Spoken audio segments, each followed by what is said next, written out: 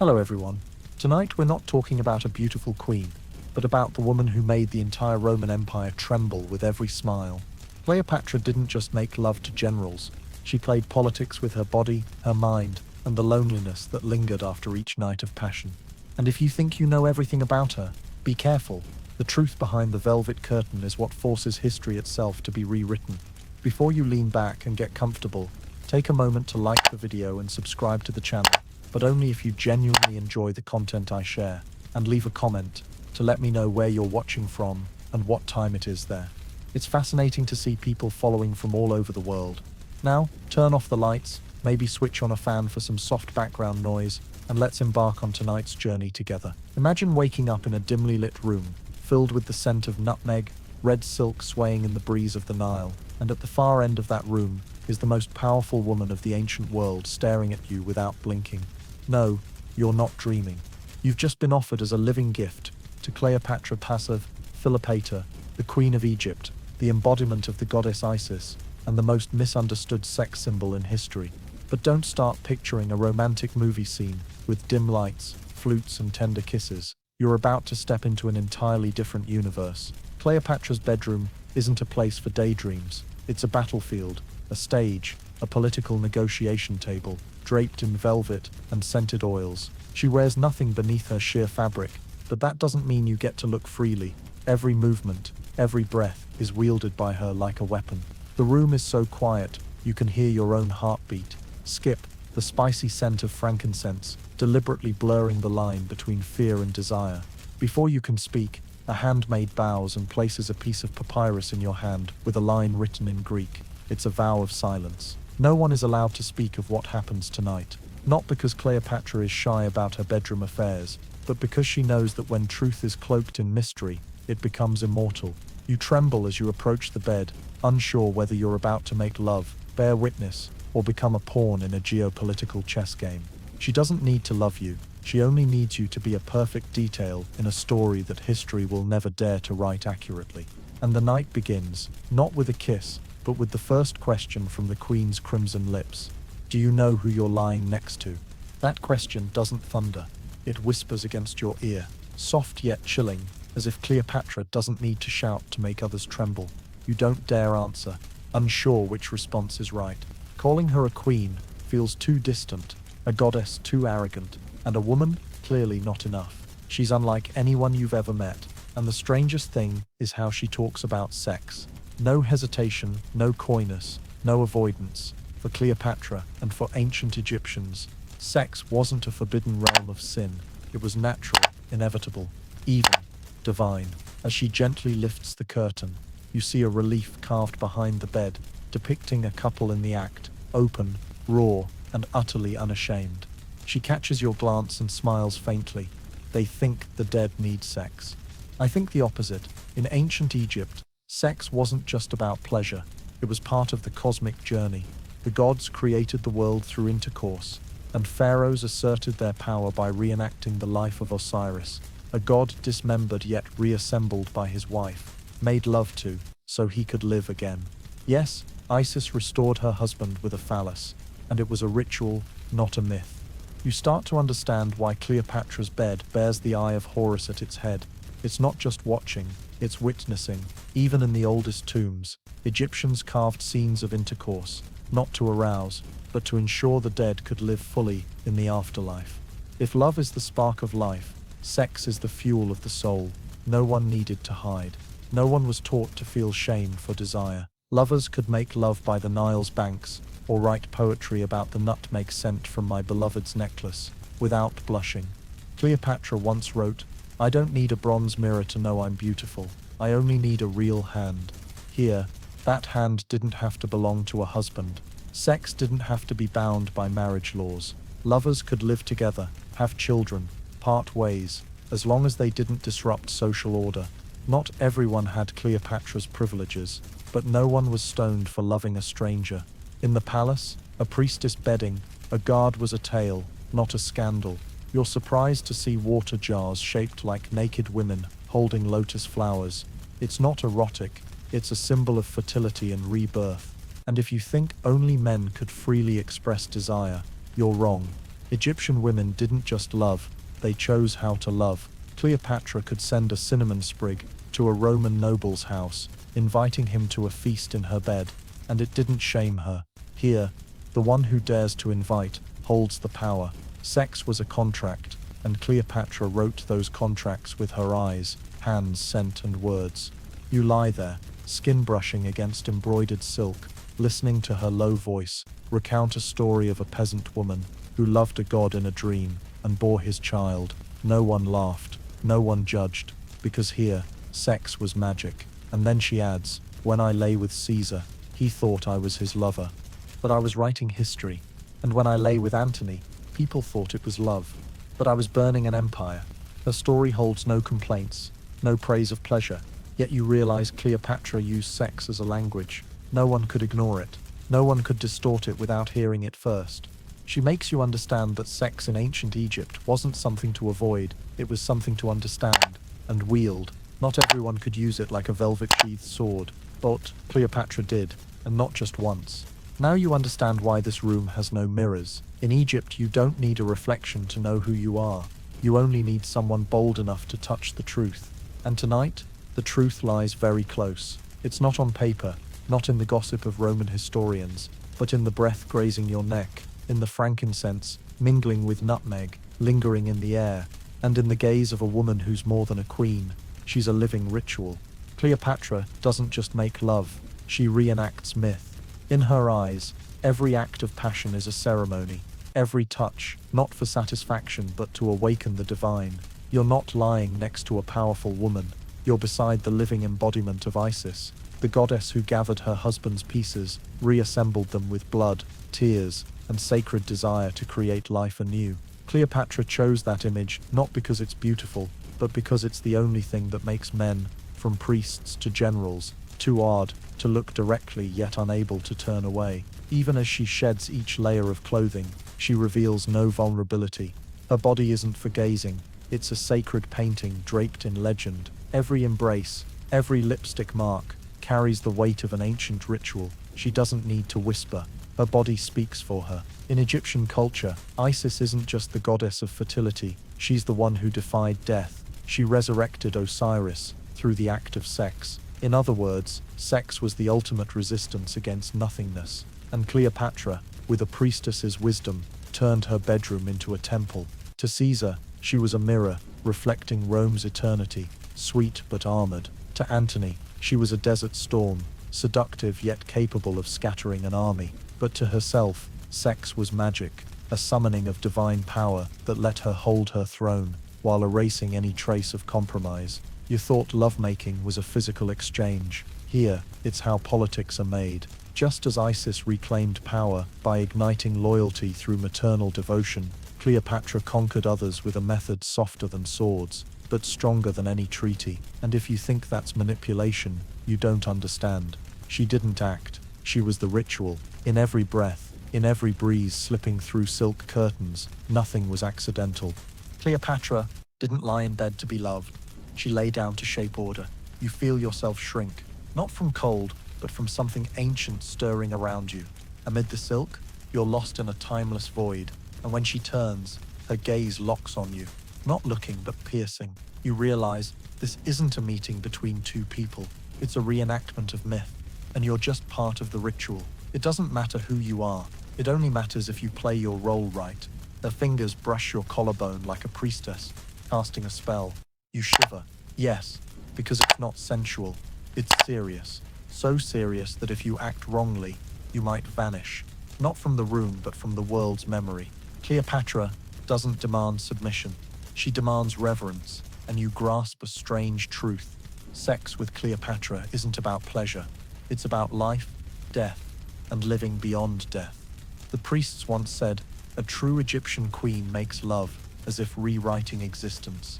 Cleopatra doesn't recite prayers. She channels them through her eyes, her veins, her steady pulse that never betrays a tremor. You're trembling for her, but she doesn't need your strength. She needs your truth. Because in the ritual, only those who dare to be honest can touch the divine. That's what Caesar didn't understand. That's what Antony almost grasped. And that's what kept Cleopatra alive through the years. Rome hunted her with legions and slander. She didn't win with armies. She won with what every man craves, but none dare hold, the feeling of being chosen. And that night, if you feel special, remember, it's not from you. It's from the woman who made you believe it. Like a goddess, or worse, like a dream no one can verify, because no one who loves her emerges unchanged. You take a deep breath, trying to distinguish sandalwood from your own essence dissolving into the ritual, but it's too late. Cleopatra has placed her hand on your heart, and your heart, like every pharaoh who entered her bed, begins to beat to the rhythm of history. But history never starts with blood or power. It begins with scent, the smell of nutmeg mixed with red cinnamon, almond oil gliding on skin like Nile sunlight, and the strangest scent, lightly fermented donkey's milk, warm, subtly sweet, yet hauntingly pervasive. Before anyone sets foot on Cleopatra's purple silk bed, a silent ritual begins before the sun sets, the preparation for a divine night. She doesn't simply get ready, she anoints herself as if about to be worshipped. And indeed, in the eyes of ancient Egyptians, the queen's body was a microcosm of the universe.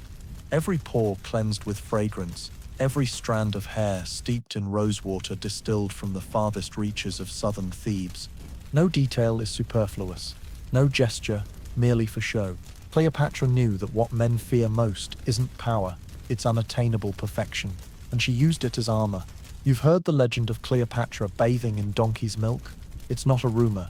She truly kept a herd of over 700 donkeys to ensure a daily supply of fresh milk, not too thick, not too sour, warmed gently with lotus petals and a few drops of jasmine oil, not to whiten her skin, but to give it an ethereal scent, not quite human. Each time she stepped from the bath, 2 slaves dried her with linen cloths dyed gold, the kind reserved for temple statues. Then came cinnamon oil, lightly applied to her shoulders, wrists, and ankles, the 3 points Cleopatra believed channeled divine energy in the body. She didn't wear floor-length gowns like Hollywood portrays. She wrapped sheer fabric around her waist, tied with a leather cord embroidered with a serpent's head, the symbol of Wadjet, the protector of pharaohs. You can't look at her without feeling small, not because she's regal, but because she's so prepared. She doesn't emerge from her bed as a lover, but as a living statue, carrying the scent of frankincense and the warmth of the Nile's late afternoon. Every night is the same. Whether facing Caesar, Antony, or a living gift like you, Cleopatra performs the ritual as if offering sacrifice, not to the other, but to herself. Her body belongs to no one, even when she lets someone touch it. It belongs to the myth she crafts with cinnamon oil and embalming perfumes. Each time she brushes her hair, it's to honor Hathor. Each time she lines her eyes with black coal, it's to embody Horus's eye, a gaze that pierces lies. Even her lips, painted with pigment crushed from beetles and coconut oil, symbolize resurrection. That's not lipstick, it's a spell. You think you're about to have passionate sex? No, you're entering a ceremony where you're the fortunate guest, but also the only one forbidden to forget every detail. Because Cleopatra doesn't let anyone see her true self. She only lets you see the version she's created, and that version is so perfect, it makes you doubt your own memory. At one point, she pauses, opens a small gold vial, and takes out amber resin. She says nothing. She simply dabs it on your chest, right above your heart. The scent clings to you like a vow.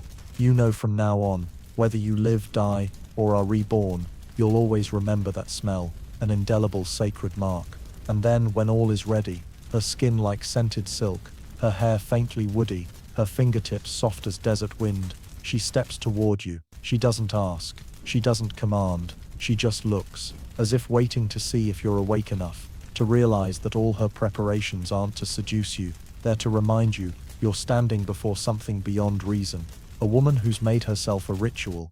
A night without moans, only breaths touching layers of memory you'll never escape. And you know, when you wake the next morning, the first thing you'll recall isn't her flesh. It's the cinnamon lingering in your hair, the lipstick mark on your chest, and the vague fear that you were worshipped, not loved. Just as Julius Caesar felt that first night with Cleopatra, that he wasn't the conqueror, but a character in a play she'd staged long before. When Caesar arrived in Alexandria, He thought he was there to settle a civil war in a vassal kingdom. But waiting for him wasn't a frightened 21-year-old girl. It was a living goddess, wrapped in red silk, emerging from rumor, with eyes that rendered weapons obsolete. And in just one night, under that soft sheet, Cleopatra did what no Roman general dared dream. She made Caesar compromise. Not with maps, not with tribute, but with her body. Not as a tool, but as a prerequisite. That night, no wine was spilled, no maids were dismissed. Just two people, one with eternal ambition, the other with unyielding resolve, separated by a thin layer of silk, each whisper ringing like a decree. Cleopatra didn't ask about politics. She asked about Rome, about the loneliness of a dictator distrusted by the Senate. She didn't soothe, she didn't smile. She placed her hand on Caesar's chest, not to caress, but to prove, your heart beats for power, so does mine. In the dark, neither controlled the other. But both knew only one would wake with the upper hand.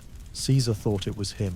But when he returned, not just with new treaties, but with a woman whose belly was beginning to swell, he realized he'd signed a contract without ink. Cleopatra didn't need his love.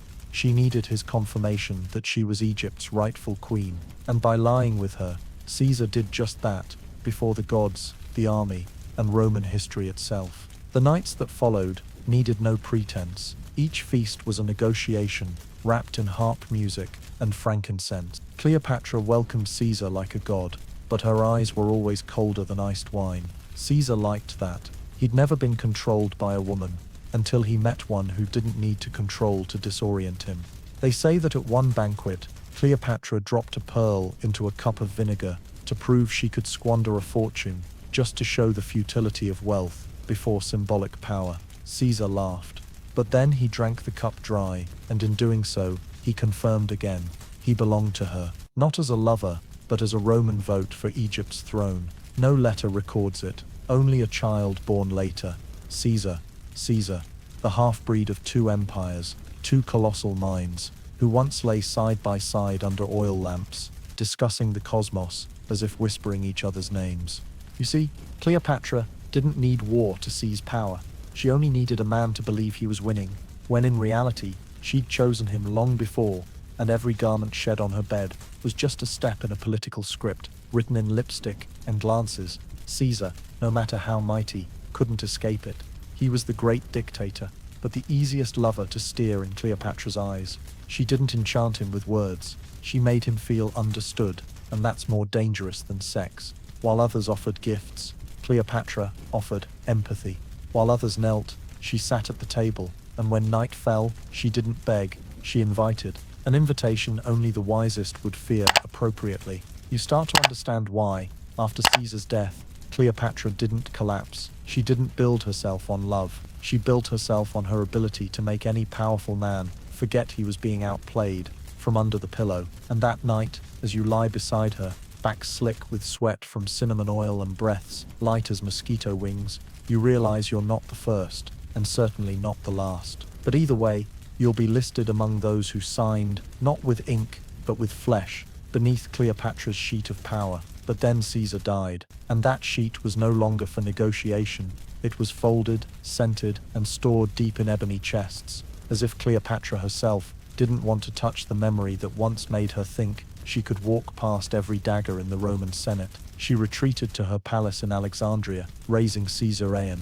rewriting strategies, and waiting for the right moment to set up the next chessboard. And then Mark Antony appeared, not as a statesman, but as a storm carrying the scent of gunpowder, wine, and a man's instinct, unafraid of women. Antony wasn't like Caesar. He didn't calculate every step, didn't hide schemes behind his gaze. He lived and loved as if tomorrow didn't exist. And that's what intrigued Cleopatra, because after so many nights turning her bed into a council chamber, she craved a man who was real, or at least naive enough to think he was. Their love began not on hot sands, but on the deck of a gold-plated ship gliding down the Nile, amid music, wine, and fireworks. Cleopatra had the ship built just for Antony, its sails steeped in nutmeg, its prow shaped like a turquoise dragon, and its rowers clad in silk thinner than water. Antony didn't understand rituals, but he understood wine, and Cleopatra knew it. They drank all night, played at dressing as Dionysus,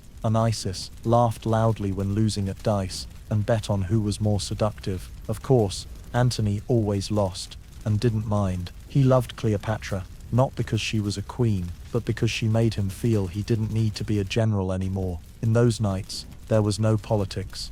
Only red wine spilling over cup rims, laughter, the crash of crystal goblets against walls, and hurried breaths mingling with sensuality and liberation. Cleopatra let go. For the first time in years, she didn't need to hide a weapon under her pillow. But that's exactly why this love became more dangerous than any military alliance she'd ever signed. Because Antony, drunk on wine and her gaze, forgot he had Rome behind him, and Rome never forgave those who left their hearts in the east. When Cleopatra said, "I want you to stay here forever," Antony thought it was love. But for the woman who brought Caesar to his knees, every sweet word was a loyalty test. And Antony, naive as a boy at his first festival, nodded without realizing he'd just signed his death warrant. They built the Palace of the Moon, held the festival of drunken priests, turned banquets into legends.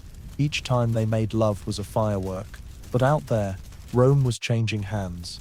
Octavian rose to power, and with eyes sharp as razors, he saw what Antony didn't. Cleopatra wasn't just a lover, she was the crack splitting Rome's power structure, and Octavian declared war. No reason needed, just a rumor that Antony had promised the eastern lands to Cleopatra and Caesar in, that he'd kissed her feet before his soldiers, that he'd called her son the rightful king, and that was enough. Cleopatra understood. The night before the Battle of Actium, she bathed once more in donkey's milk, applied cinnamon oil, rubbed nutmeg into her hair, and wore sheer amber fabric. But this time, it wasn't to seduce, it was to say farewell. Antony entered the room, drunk and anxious, talking of ship formations, wind strength, maps. She said nothing. She only placed her hand on his chest, right where she'd touched Caesar, and said, "Your heart beats for love. But love won't defeat Rome." That night, they made love as if both were about to become legend, and they did. A legend written in red wine, cinnamon, blood, and collapse. The Battle of Actium failed.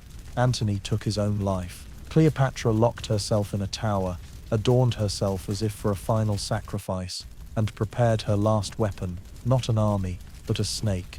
But that's a story for later. For now, you only know that the love between Cleopatra and Antony wasn't a love song, it was a curse. A love that began with games of divine impersonation, but ended with the choked screams of two all too real people, in a world that forgot how to dream.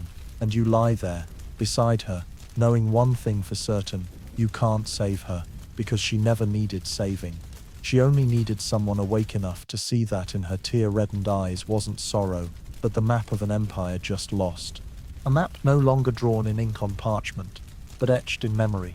The scent of skin, the curve of a back, breaths, and the whispers Cleopatra poured into the ears of the world's most powerful men, men who thought they held the reins, when she was leading them with an invisible thread language. Cleopatra didn't seize power with violence, didn't raise a sword, didn't wield a dagger, didn't kill in public. What she used, from the start, was the finesse of wordplay, and in sex, her language was more dangerous than any army. She didn't need to shout to bring a general to his knees. She only needed to tilt her head, look directly, and say in a voice warmer than nutmeg, lower than the Nile's music, "Do you want me to submit, or are you ready to learn how to tame a flood?"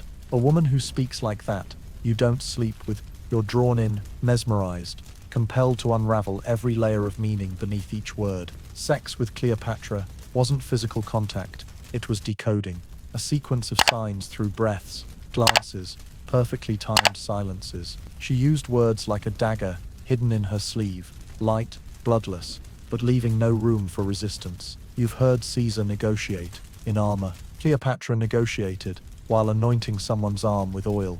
Antony, drunk, thought he was singing, but she caught every word, seized every detail, and pinned every weakness, as if playing chess on his chest. Even when silent, Cleopatra spoke. She created pauses that forced others to imagine, and in that imagination, everyone was weaker than they thought. She spoke with her eyes, unblinking, unflinching. She spoke with her hands, touching yet holding, as if pressing into the other's memory. And most importantly, she spoke by stopping, at the right moment, letting the other fill the void. letting them confess what they'd never voiced. Cleopatra knew, men don't fear rejection. They fear being read, and she, with a language, soft as silk but sharp as a silver blade, always read them like turning pages, only to know where to close the book, leaving them unable to forget. You think sex is just physical. Cleopatra thought it was a contract, typed in invisible words. Each promise of hers wasn't a vow, just an open-ended question, a compliment with no clear subject, a reminder of a night that never happened, but made the listener believe it did. She made others remember things that never occurred. She turned fantasy into memory, and from memory, she drew power. No one left her bed without feeling restructured, their entire sense of self rearranged by a few touches, and a few half-finished sentences. The first night you lie beside Cleopatra, she doesn't touch you right away. She tells a story about a man who cut away his own power, just to hear her continue. Then she falls silent, and you, for some reason, ask what happened next. That's the trap. Not because you're curious, but because you've been led. From that moment, she owns the story, not just the one she's telling, but yours. And if you don't stop, you'll become a supporting character, written by her hand, playing your role, speaking your lines, thinking you're deciding for yourself. That's the art. That's why sex with Cleopatra always led to something greater, a treaty, an empire, or a political curse that outlived the ancient gods. She never called it strategy, but clearly, after each tryst, everyone left feeling they'd signed a pledge. Where the signature was, no one knew. But the ink was dry, and Cleopatra, with a smile light as chilled wine, her skin still scented with cinnamon, only tilted her head and said, "I don't need submission, I just need silence at the right moment." And then she said no more, because for her, that was enough to rule. One glance, one interrupted word, one half-hearted touch, and a bed. Yes, the bed. If you've ever thought that Cleopatra wielded her power in the throne room or amidst royal banquets, you're mistaken. Everything truly began and ended on her bed. Not a place of rest, but a war machine, a silk-sheathed weapon. There, Cleopatra wasn't a lover, let alone prey. She was the architect of every emotion her counterpart thought they conjured themselves. And the bed, longer than necessary, lower than Roman standards, draped in purple sheets, hand-embroidered with Hathor's outstretched arms and Horace's piercing eyes, was the stage for the entire game. It stood at the room's center, not against a wall like ordinary beds, as if to declare that nothing here was hidden, only that some lacked the wit to see they were watched from all sides. The bed's legs, carved from black ebony, bore papyrus motifs, symbols of life and fertility, coated in muted gold, not glittering like jewelry, but somber enough to evoke power over opulence. You think lying on that bed would feel like sinking into petals. Wrong. It's surprisingly firm. Firm enough to keep whoever lies there from sinking too deep into passion and forgetting caution. The silk surface isn't there to pamper the skin.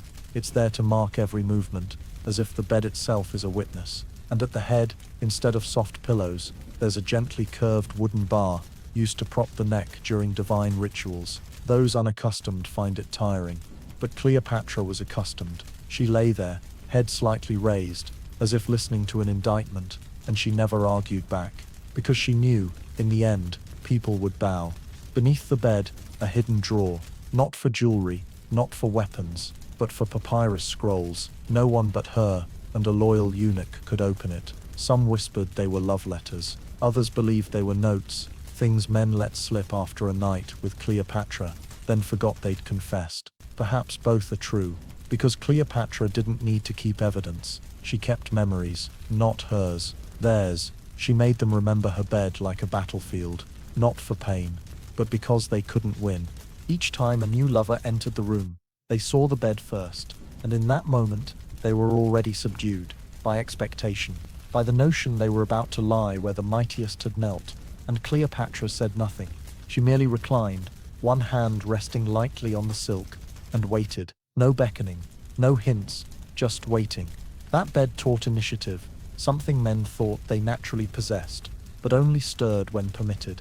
And you, if lucky enough to touch that silk, would feel that strange sensation wanting to advance, yet wanting to flee. Because the bed isn't as soft as you think. It's where you're exposed. Every thought, every word, every moment you lose your bearings to emotion. And when you wake, the headboard pressing your neck will remind you you were never in control, just a character in her play, a wordless drama of sheets, pillows, cinnamon, and a queen who needs no crown.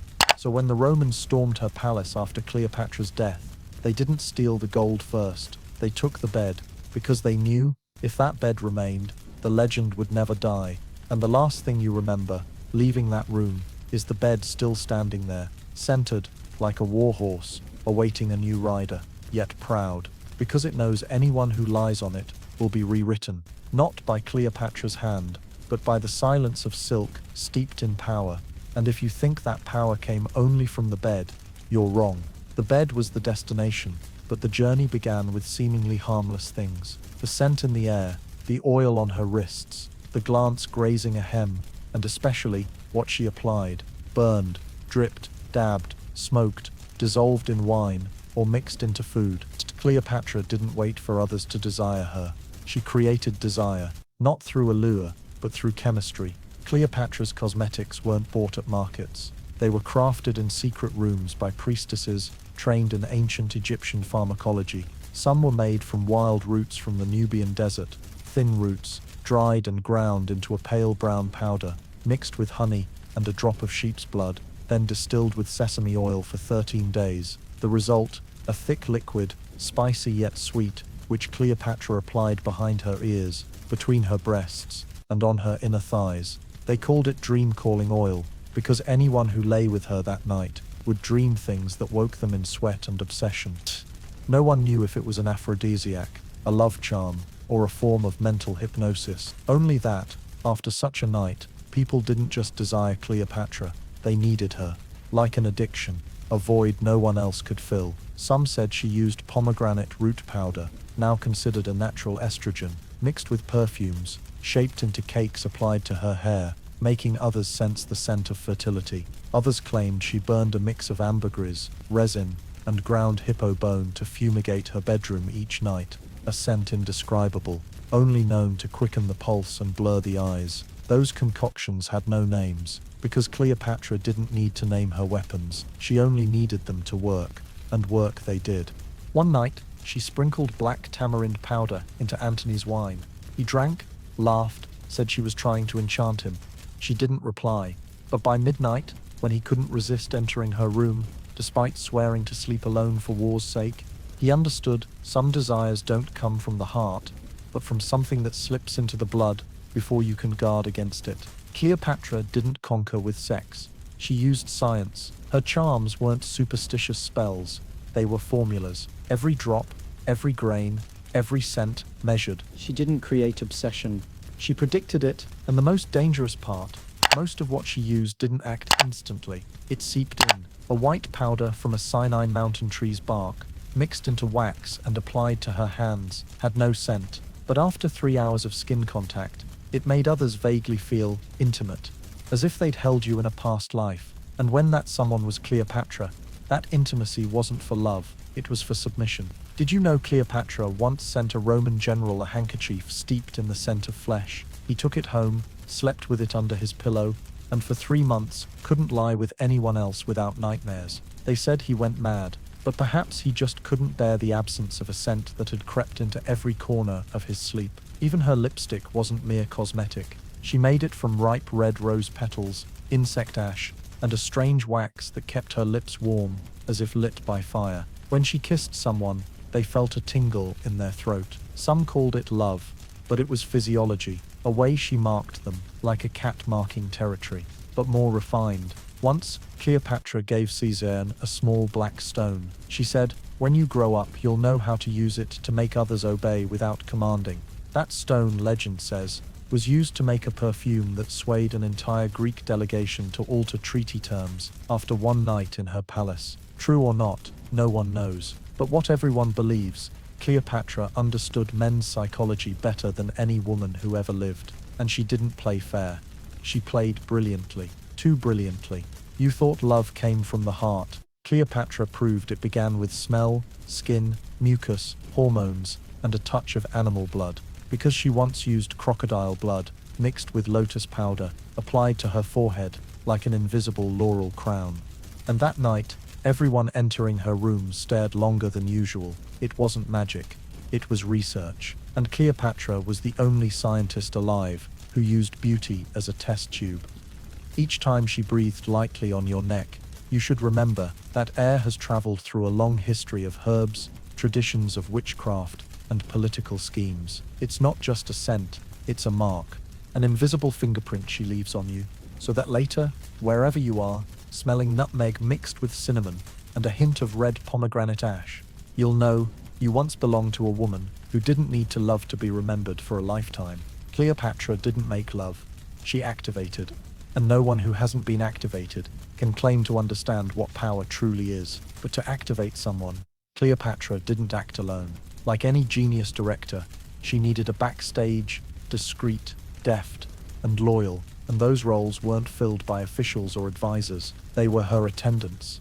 More precisely, the women who stayed with her from dawn until the last silk curtain fell after each encounter.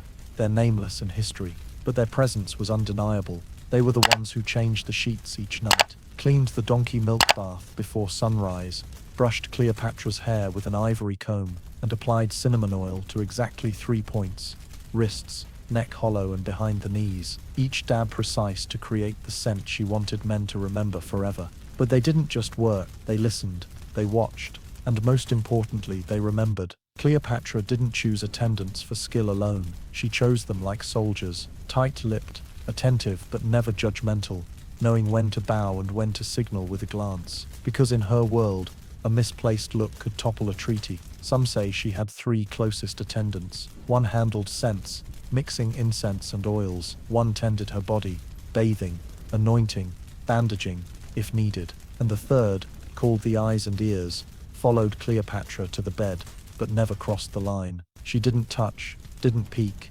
didn't ask. She only listened and remembered. Every word Caesar slurred when drunk, every secret Antony let slip while lying on her lap, every clumsy gesture, every sleep habit, even the faintest sounds in midnight breaths, all were quietly noted by the eyes and ears, so that the next morning, as Cleopatra sipped Egyptian black tea with mint, she'd whisper, "Last night," he said, "no ledgers, no letters, just memory and absolute loyalty." Because betrayal didn't just cost their lives, it cost their very selves. Rumor has it one attendant once stole a silk cloth Cleopatra used to wrap her wrist, selling it at Alexandria's night market. When discovered, Cleopatra didn't kill her. She told her to smell the cloth one last time, blindfolded her, and let her hear a single sentence: "You've inhaled a life you cannot live." 3 days later, the girl vanished. No body was found, only the cloth, floating back toward the river, still scented with cinnamon. That was enough for the remaining attendants to understand that serving Cleopatra wasn't a job, it was a ritual. They had to become part of the air, light, pervasive, slipping in, but never taking clear shape. And they succeeded, because Cleopatra gave them what no court gave its servants: the sense of participating in history. They didn't hold the pen, but they were the hand of the writer. They folded sheets, burned incense, made the bed, but each act was part of the chess game.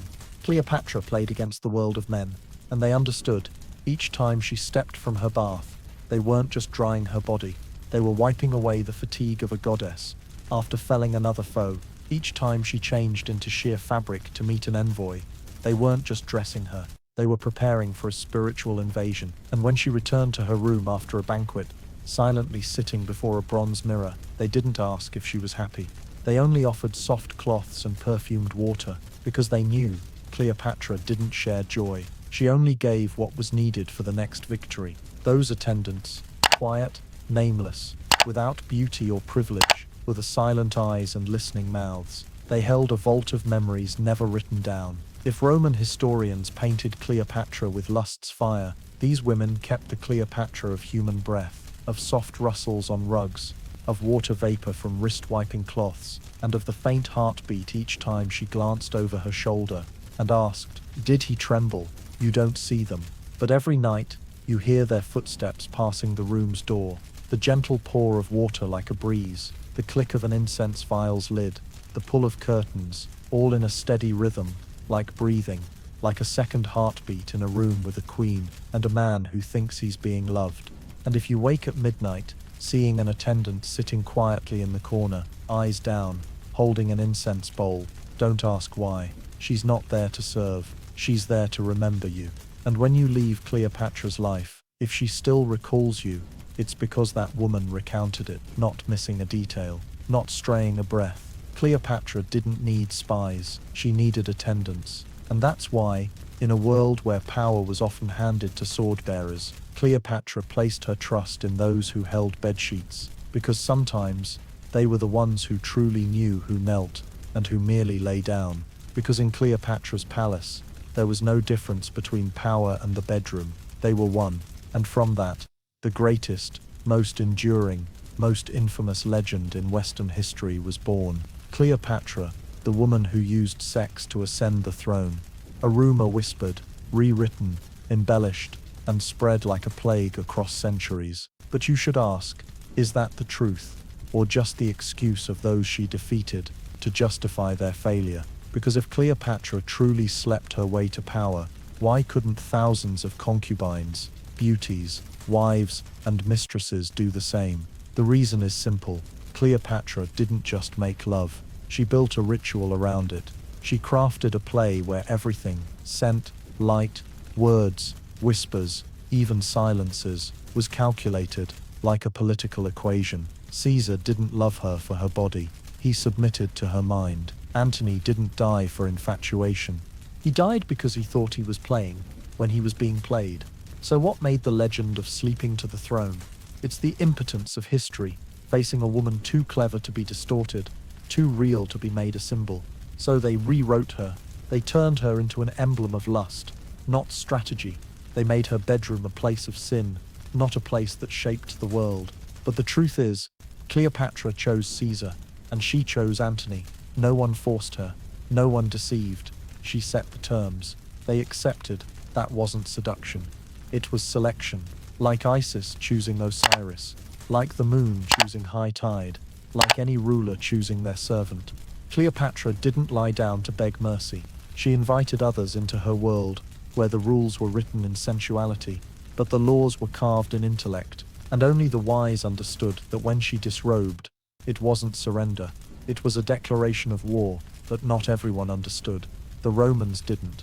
They saw her body, and instead of awe, they mocked. They drew caricatures, wrote satirical poems, spread tales of her kneeling at Caesar's feet, or dancing naked for Antony at feasts. Stories with no proof, yet believed more than court records, because they were easy to swallow, easy to remember, and most importantly, easy to deny the reality of a woman who could manipulate global politics with a sharp mind, without needing a helmet. Cleopatra knew those rumors. She heard, she smiled, and then she lived on, as if no one was low enough to make her stoop to explain. But the legend grew. After her death, it swelled, multiplied, spread across Europe like seeds of envy and impotence. She was no longer a person. She became a symbol of desire, of deceit, of danger hidden in a beautiful woman's eyes. And generations later, people still say, women like Cleopatra only know how to use the bed to reach the throne. But you know what's strange? Even that insult admits one truth. She reached the throne. However she did it, she was there, while millions who judged never sat on a village council's wooden chair. So where's the line between legend and truth? The answer lies in the storyteller's gaze. If you're a Roman historian, you'd call Cleopatra a crowned harlot. If you're the maid who made her bed each morning, you'd call her a goddess who knew she was a goddess. And if you're someone who lay beside her, smelled her skin beneath the cinnamon, heard her ask questions that cut into your heart like a blade, woke up unsure who you were, you wouldn't call her anything, because no word is enough. Cleopatra didn't sleep to ascend. She made others want to kneel and lift her up, thinking it was their idea. And so, no man left her life without confusing memory with hallucination. No one was sure if they were loved or used, and that enraged them. They wrote books, they blamed, they built statues, they slandered, they did everything, except the simplest thing, admit they were outplayed, not by a sword, but by a smile. And you, if you've sat listening to Cleopatra tell a story, lying beneath a ceiling heavy with ambergris, feeling your hand tremble as she merely brushes your wrist, you'd understand. No one sleeps to the throne, unless they were born to sit there. Cleopatra wasn't the first to use her body to enter politics, but she was the only one who made it not a base act, but the ultimate art, and that art, to this day, no one has surpassed, because no one dared play it to the end like she did, between truth, fiction, legend, and the cold silence in the eyes of the conquered. But not everyone was conquered by Cleopatra, as history records, because there were intimacies unwritten in chronicles, affections not allowed to surface, and pleasures buried in the hot sands of time, where there was no Caesar, no Antony, no man's name grand enough to be noted. Some nights, Cleopatra's bed held no political guests, only flickering candles, the scent of nutmeg, and another woman brushing her hair, slowly, carefully, sometimes pausing at her nape, as if to place a silent kiss. No one mentions those women in history, but no one denies they existed, because sometimes the lipstick stains on pillows didn't match a man's lips, and the faint nail marks on Cleopatra's back weren't the ravages of masculine sex, but signs etched by someone who'd known every mole on her body for a long time. In Alexandria's palace, a maid sleeping with the queen wasn't unusual. What was unusual was why no one dared speak of it, perhaps because they knew between two women there was no politics, only the pure danger of desire needing no explanation and impossible to betray. Cleopatra could give herself to a general for an alliance, but when she lay with a woman, it was a place without strategy, and thus, without escape. Some surviving papyrus scraps vaguely note a secret lotus feast, where Cleopatra and two high priestesses lit incense, drank wine mixed with honey, and blended souls in a ritual without men. It wasn't worship, it was flesh. In a world where female power was tied to childbirth, Cleopatra made love not to bear children, but to erase boundaries, between divine and mortal, between role and essence, between queen and woman. And it wasn't just same sex. Some nights, the sounds behind the curtain didn't come from two people, but 3 or 4, and not all were Egyptian. They say at one drunken banquet, Cleopatra let a Syrian noblewoman and a Greek priest enter her room. No one knew who was primary, who secondary, only that after that night, a new trade deal was signed, and neither wanted to leave Alexandria. Cleopatra didn't play power games on the global chessboard. She played on others' bodies, making them feel chosen when they were merely performing roles she'd written.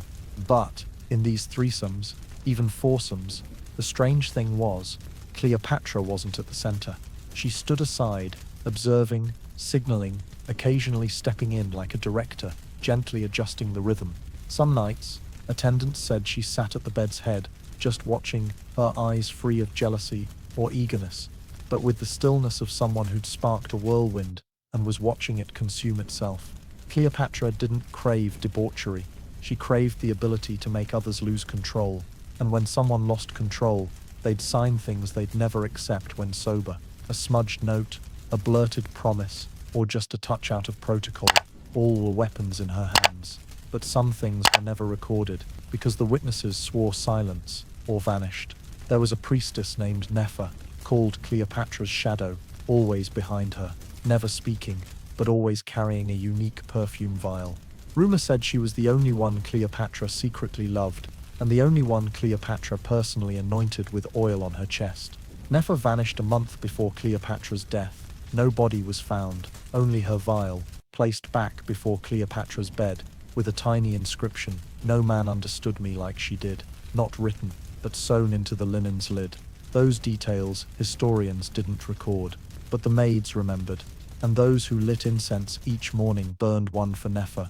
It burned slower, smelled richer, and always brought tears for reasons unknown. Cleopatra's extramarital sex wasn't rebellion, it was a truth no one dared face, a part of her that lived only at night, when lamps went out, when there were no nations, no thrones, just breaths, and the soft shift of pillows. Those nights held no contracts, no diplomacy, no power, only Cleopatra, no crown, no perfume, no lipstick, touching another, as if touching herself. And then, the next morning, she'd step out, adjust her silk, apply cinnamon, sit upright, and smile, as if no night had happened. But if you passed her room at midnight, you'd see tiny barefoot prints, leading from the bed to the door, and never returning. Because some lovemaking didn't bring pleasure, it brought secrets. Secrets Cleopatra didn't need to bury, because she knew the world would never dare dig them up. But if anyone were bold enough to sift through the layers of sand, to push past the prejudices carved since Roman times, they would uncover something more shocking than any rumored threesome. Cleopatra was not an exception. She wasn't a singular anomaly in a male-dominated society. She was the pinnacle of a system where Egyptian women, from peasants to queens, could do what Western women wouldn't be allowed for thousands of years: choose their husbands, divorce them, and keep their own property. It wasn't freedom in the modern sense. It was a reality rooted in law, culture, and spirituality. In Cleopatra's world, a woman wasn't a man's property. On the contrary, if he wasn't careful, a man could become his wife's. As early as the 3rd century BCE, Egyptian women were legally granted rights to own land, slaves, livestock, houses, and their own income. They could sign contracts, sue in court, and most crucially, they could divorce with a simple papyrus note saying, "I no longer wish to continue." No reason required, no need for parental permission, no need to prove infidelity, abuse, or neglect. Just not wanting to stay married anymore. That's it. To Rome or Greece at the time, this was madness. But in Egypt, it was routine. And Cleopatra was born into such a foundation. She didn't break the rules. She inherited a tradition sown by goddesses like Isis, Maat, and Sekhmet thousands of years before. That's why she didn't fear men. Not because they were weak, but because she didn't need them to exist. She could love Caesar, partner with Antony, but she never depended on them, because she knew, even if she lost everything, she could rebuild with laws, property, and a system that allowed her to do so without being branded unfeminine. In many small statues found in Thebes' tombs, couples are carved holding hands, not with the husband leading, but the wife, guiding the way. The man follows, hand lightly on her waist, as if saying, "I follow her." And in marriage contracts from the Ptolemaic era, Cleopatra's dynasty, there was often a special clause: if the husband cheated, the property went to the wife. If the wife wanted a divorce, she only needed to give 3 days' notice. No penalties, no shame, just one clear truth. Love in Egypt was a choice, not a chain. And so, Cleopatra grew up with a sense of personal power that even Roman empresses couldn't dream of. When she entered the game with Caesar, she didn't see herself as lesser. She was his equal. When Antony offered protection, she didn't thank him.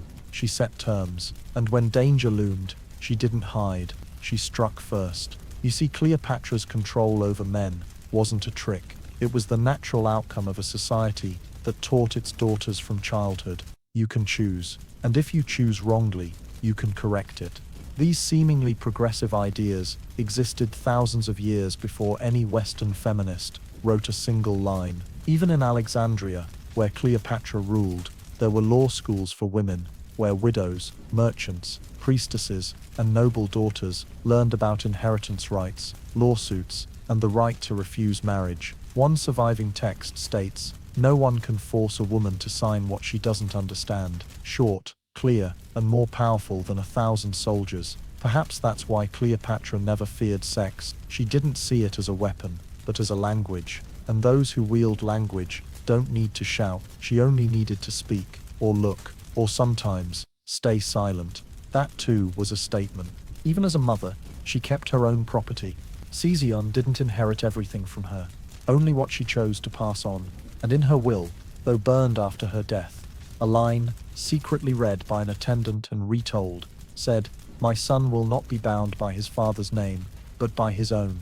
That was Cleopatra's true legacy.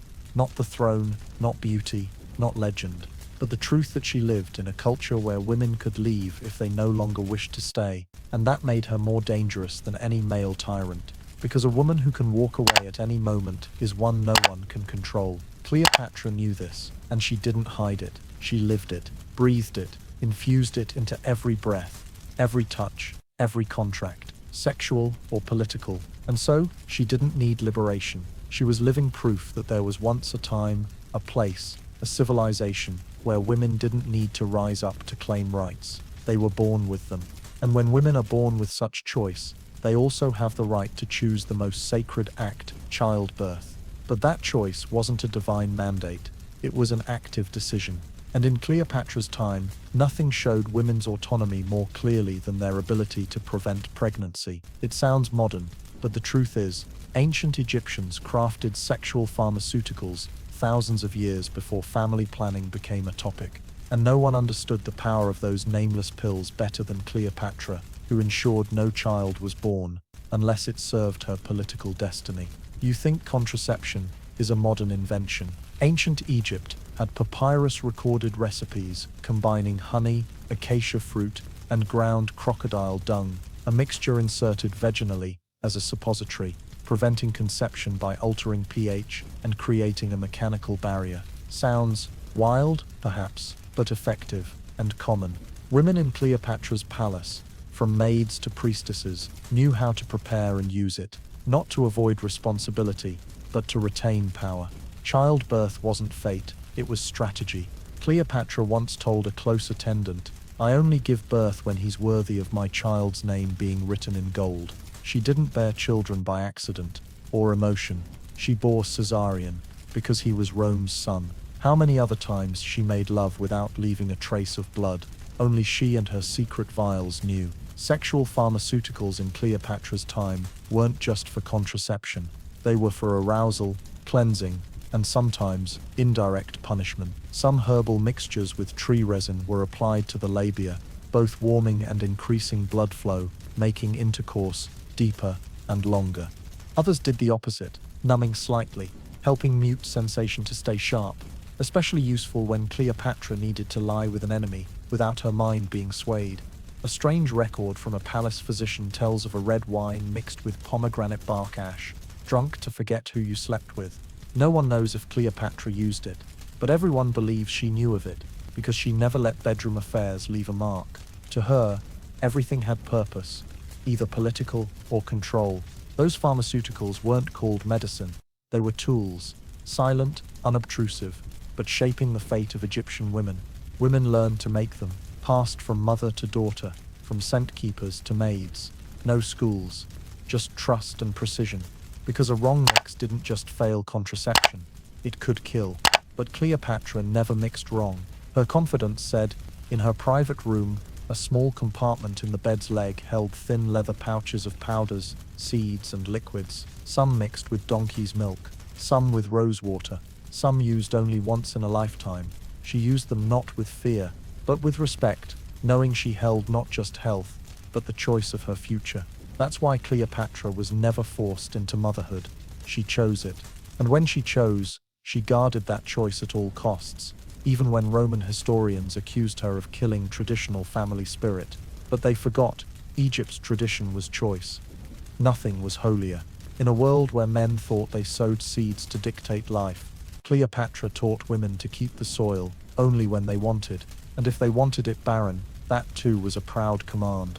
You think Cleopatra seduced men with cosmetics? Partly true, but her real seduction came from this. She could sleep with anyone and still control the outcome because she had knowledge, pharmaceuticals, and a system of women behind her, ready to prepare, guide, and keep every secret. No doctors needed, no temples, no permits, just knowing herself. And Cleopatra, more than anyone, embodied that. A woman who didn't let fate decide when she'd bear a child. Instead, she turned her body into a temple and presided over its rites. That was a sanctity no god could govern. And in every small vial by her bed, there wasn't just medicine. There was a manifesto. I choose, no one else. I, Cleopatra. But when a woman has such choice, the question posterity always fixates on isn't her power or intellect, but how many men did Cleopatra sleep with? A strange question. Strange because it ignores the treaties she signed, the economy she revived, the wars she turned with a glance. It only circles a number, how many lovers. But that question reveals a deeper truth. The fear of Cleopatra was never about who she loved, but that she dared to love on her terms. Still, let's answer it, not to sat curiosity, but to strip away the myth, dust-caked, for over 2,000 years. How many lovers, truly? History records only two, Julius Caesar and Mark Antony. Two names tied to two empires, two storms, two turning points of the ancient world. With Caesar, it was a refined political romance. With Antony, a wine-soaked tragic frenzy. But only two, if counting those named publicly. Beyond that, dozens of rumors, about Greek envoys, Alexandrian scholars, Nubian guards carved like statues, a mathematician from Samos invited to stay in the palace through flood season. No names, no proof, just scattered notes, veiled hints in merchants' letters, odd lipstick stains on cloaks of men returning from the palace with altered eyes. And there were nights no one returned. Those nights, the maids only changed the sheets, burned a special incense, and never spoke of it. Because in Alexandria, no one asked who the queen slept with. They asked, what will she sign tomorrow? That mattered. Cleopatra didn't count lovers. She counted influence. Some stayed a month, leaving Egypt, a trade deal lasting 3 generations. Some stayed one night, trading for a fleet. Some never touched her, but a glance at a banquet sent them back to Rome to oust a rival. So who's a lover? The one who shared her bed? Or the one who left her palace with their heart still held? Perhaps for Cleopatra, the definition wasn't flesh. It was impact. Caesar left a son. Antony left a curse. The others left nothing but half-told stories, and maybe that's why they haunt more than the 2 famous men. A rumor of a priest exiled for writing poetry about Cleopatra too intimately.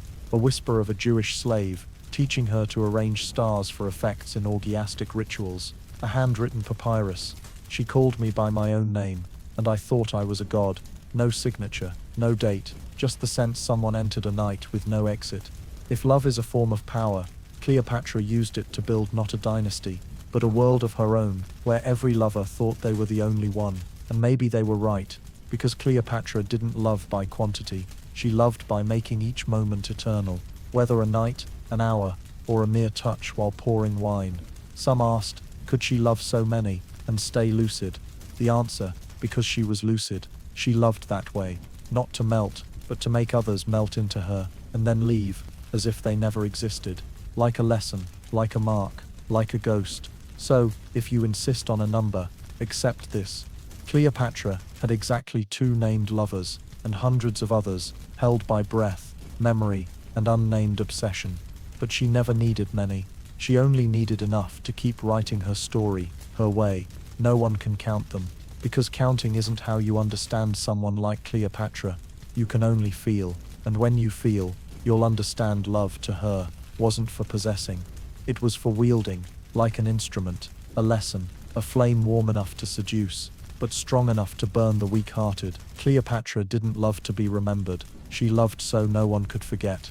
And that's the true power.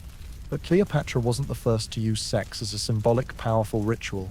She was merely the last great embodiment of a tradition, older than the Ptolemaic dynasty. Sex in sacred rites, where flesh ceased to be personal and became a conduit between human and divine. In ancient Egypt, people didn't blush at talk of lovemaking, but they bowed when speaking of making love with a god, and that wasn't metaphor. In many rituals, especially festivals of rising waters or Osiris's birthday, sex was essential, not for pleasure, but to restore cosmic balance. Each time crops grew, rivers rose, the sun aligned, Egyptians believed it was due to the union of male and female, god and human, life force and Mother Earth, and to ensure it continued, humans had to reenact that ritual, not with prayers but with bodies. In great temples like Isis's at Philae or Hathor's at Dendera, there was always a secluded chamber where priestesses performed sacred copulation rites. The one playing the god, often a high priest, would enter, body anointed, with perfumed oil, eyes lined thick like Horace's, and wait. The one offering herself, often a young priestess, sometimes the queen herself, would appear in a sheer robe soaked in lotus scent, moving unhurriedly, as if approaching fate. They didn't touch immediately. A chanter had to recite, retelling the myth of Osiris dismembered, Isis gathering his pieces and uniting to resurrect divinity. Only when the last word was spoken did the pair draw near, not as lovers, but as celestial forces summoned to restore cosmic order.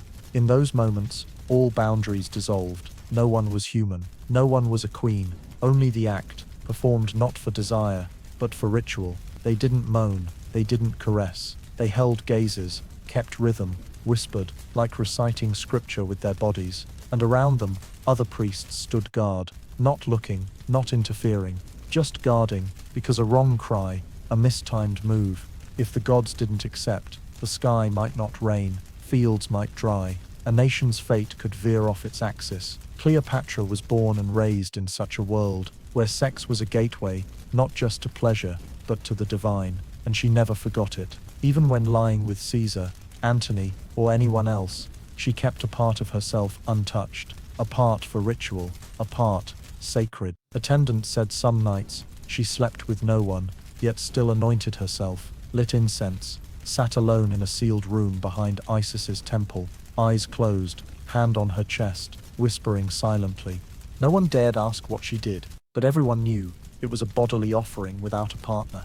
Just memory, just intent. The recollection of a body, no longer her own, but a channel for something greater. Cleopatra didn't couple for satisfaction.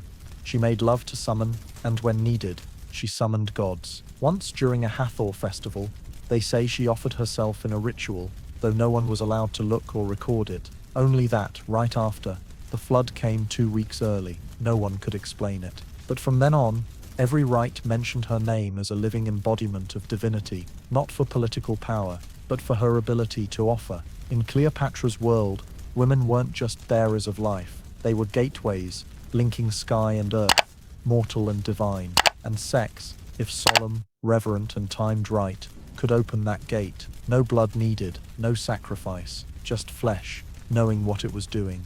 And Cleopatra, with every movement, every breath, every arch of her body in the night, reenacted, not instinct, but a cosmic program existing since creation. That's why everyone who lay with her left, with a strange feeling, not of being loved, but of being witnessed. Cleopatra didn't make love, she officiated. And in that ritual, everyone had to kneel, not before her body, but before what she represented. And perhaps that's the final reason she became immortal. Not because she was a great lover, but because she was the last priestess of a civilization that dared name pleasure in the language of gods. But if sex could summon the universe's power, it could also call forth humanity's darkest impulses: jealousy, anger, hatred, and when those emotions went unvoiced, they crystallized into curses. In ancient Egypt, no one dismissed jealousy. They believed that, if suppressed, it could become energy strong enough to wither flesh, rot affection, even turn lovers into enemies with a glance. So they didn't hide it,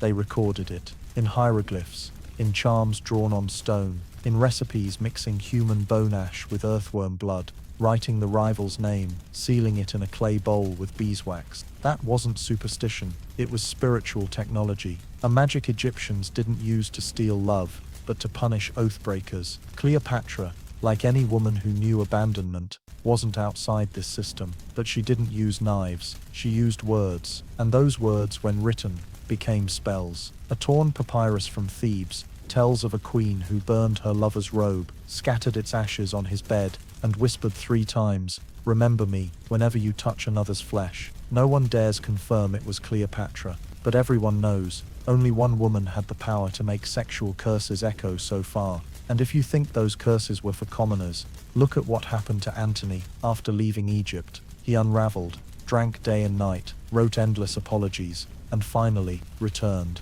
not for politics, but because he said, "I can't sleep without her shadow by the door." That's the mark of a spell. Cleopatra didn't bind people with chains. She bound them with unfulfilled desire, unspoken words, uncomprehended glances. And when they left, that lack didn't fade. It lingered, it crept into sleep, and slowly it became obsession. Obsession so deep that those who lay with her couldn't lie with another without hearing her call. Some say Cleopatra had a private room, not for guests, but for cursing. Inside were a bronze mirror, cinnamon incense, bone bowls, and strands of hair from men who'd hurt her. When she entered, she didn't rage. She smiled, lightly, and wrote, "Let him feel empty, even beside his wife. Let him thirst for a scent only I have. Let all his pleasure lead back to my name." These were curses needing no charms, just truth, because nothing is stronger than an unfinished memory. And Cleopatra, with her knack for pausing at the right moment, always left dangerous voids, gaps her lovers didn't know how to fill. And so, they, not she, turned themselves into the cursed, an envoy once wrote. "After that night, I married, but every time I touch her, I close my eyes and see another smile." That was Cleopatra's smile, no longer by the bed, but still in the blood. Not all curses reeked of spite. Some were just reminders that you had me, and you'll never have anyone like me. That alone could ruin a life. Palace priestesses said Cleopatra didn't learn magic. She was magic. Every step left aftershocks. Every touch left a sting. Every parting left a chemical reaction, lingering for the rest of the abandoned's life. Romans, not understanding this magic, called it bewitchment, but Egyptians named it right, the curse of desire, an invisible binding that made people return, no matter how far they went, not to beg forgiveness, but to know they weren't forgotten. And you, if you loved Cleopatra, would understand one thing: you weren't loved as you hoped. You were marked. And that mark, under the skin, indelible. Cleopatra didn't need to curse anyone. She only needed them to curse themselves for daring to leave when everything was unfinished. And if they returned, knocking at midnight, begging one last look, no one would open the door. Only the wind, carrying the curse, whispered into their skin as they slept, repeating softly, "You touched the divine, and the divine doesn't touch twice." But there was one person Cleopatra touched again, not because he was worthy, but because he was too shattered. Mark Antony, the man who once made Rome tremble, who raised a goblet with her on a golden ship on the Nile, who whispered of building a kingdom free of Rome, returned, broken and desperate. And she, for the only time in her life, didn't curse, didn't hold on, didn't let go. She simply stayed. That was the final night. And Cleopatra, no longer a queen, no longer the woman who could trade a glance for an army, no longer an embodiment of Isis, was just a woman, sitting beside a dying man. Antony lay there, blood from his abdomen, soaking the crimson mat, his trembling hand seeking hers. He no longer held a sword, nor could he grip her hand tightly. He only said, "Are you real?" She didn't answer. She just adjusted his robe, as she had when he slept off drunken revels. Outside, Alexandria burned. Octavian's troops had breached the eastern gate. Temples were smashed. The people screamed. But in the small room behind Isis's temple, everything was so quiet, you could hear the drip of a candle. Cleopatra didn't cry. Antony gasped for breath. He repeated, "I thought you betrayed me." She stayed silent, because she knew it wasn't about her saying anything. It was about him needing the illusion that something could still be saved. That was the only way he wouldn't die in madness. For if he knew the truth, that she never intended to follow him to the end, that their love, though real once, had been warped by power, he might have died right then. Cleopatra didn't allow that. She let him live a few more hours, in illusion, in her arms, in the familiar scent she'd applied to her wrists that afternoon, just to make him believe this is still her from before. No attendants were allowed in, only a priestess holding a lamp and a maid wiping blood. They stood silent, avoiding the queen's eyes, because they knew this was no longer ritual, this was the end. Antony murmured in Greek, the language they'd used for love letters. He spoke of nights on the ship, of her pouring wine into his mouth, of mornings when she rested her head on his chest, and asked, "If I die first, what will you do?" Now he knew the answer, and he was going first. But before dying, he asked, "Did I ever make you happy?" This time, Cleopatra leaned down, whispered in his ear, "Yes, when you didn't know you were the loser." Antony smiled, not from satisfaction, but from realizing he'd loved a woman he could never hold. And then he closed his eyes. No groans, no struggle, just a final breath, light, as if allowed to be free. Cleopatra sat there a moment longer. No tears, no wails. She only closed his eyes, then stood, as if completing the final ritual of her life. Then she told the maid to change the sheets, burn ambergris incense, prepare a bath of donkey's milk and cinnamon. No one dared ask why, but they all knew she was preparing for her own death, not for love, but for the right ending. Cleopatra wouldn't let anyone else write her finale, not Rome, parading her head, not historians, miswriting the last note. She would die, beautiful, fragrant, proud, like a meticulously edited conclusion. But that night, as Antony died, she truly lost the one thing that could weaken her, a memory that was once true, and that's what hurt her, not his death, but that for the first time she didn't win. Cleopatra never knelt before men, but that night, she leaned down to a dying man, not because he was a hero, but because he'd once made her believe she could stop being a queen for a moment, and his death was a reminder. This world had no place for a powerful woman's softness. She had to die, not for love, but because history wasn't vast enough for an ending she didn't control. And so, the final night with Mark Antony wasn't the end of a romance, it was the end of everything she'd let herself believe could be gentle. After, she became herself again. Cold, lucid, ready to turn death into the final chapter of her legend. But that night, as the room's door closed, Alexandria still burned, and Cleopatra sat by the bed, hand on still wet blood, not to mourn, but to remember. That one man, among the hundreds she'd enchanted, made her touch again, not with her body, but with his brokenness. Once, and never again.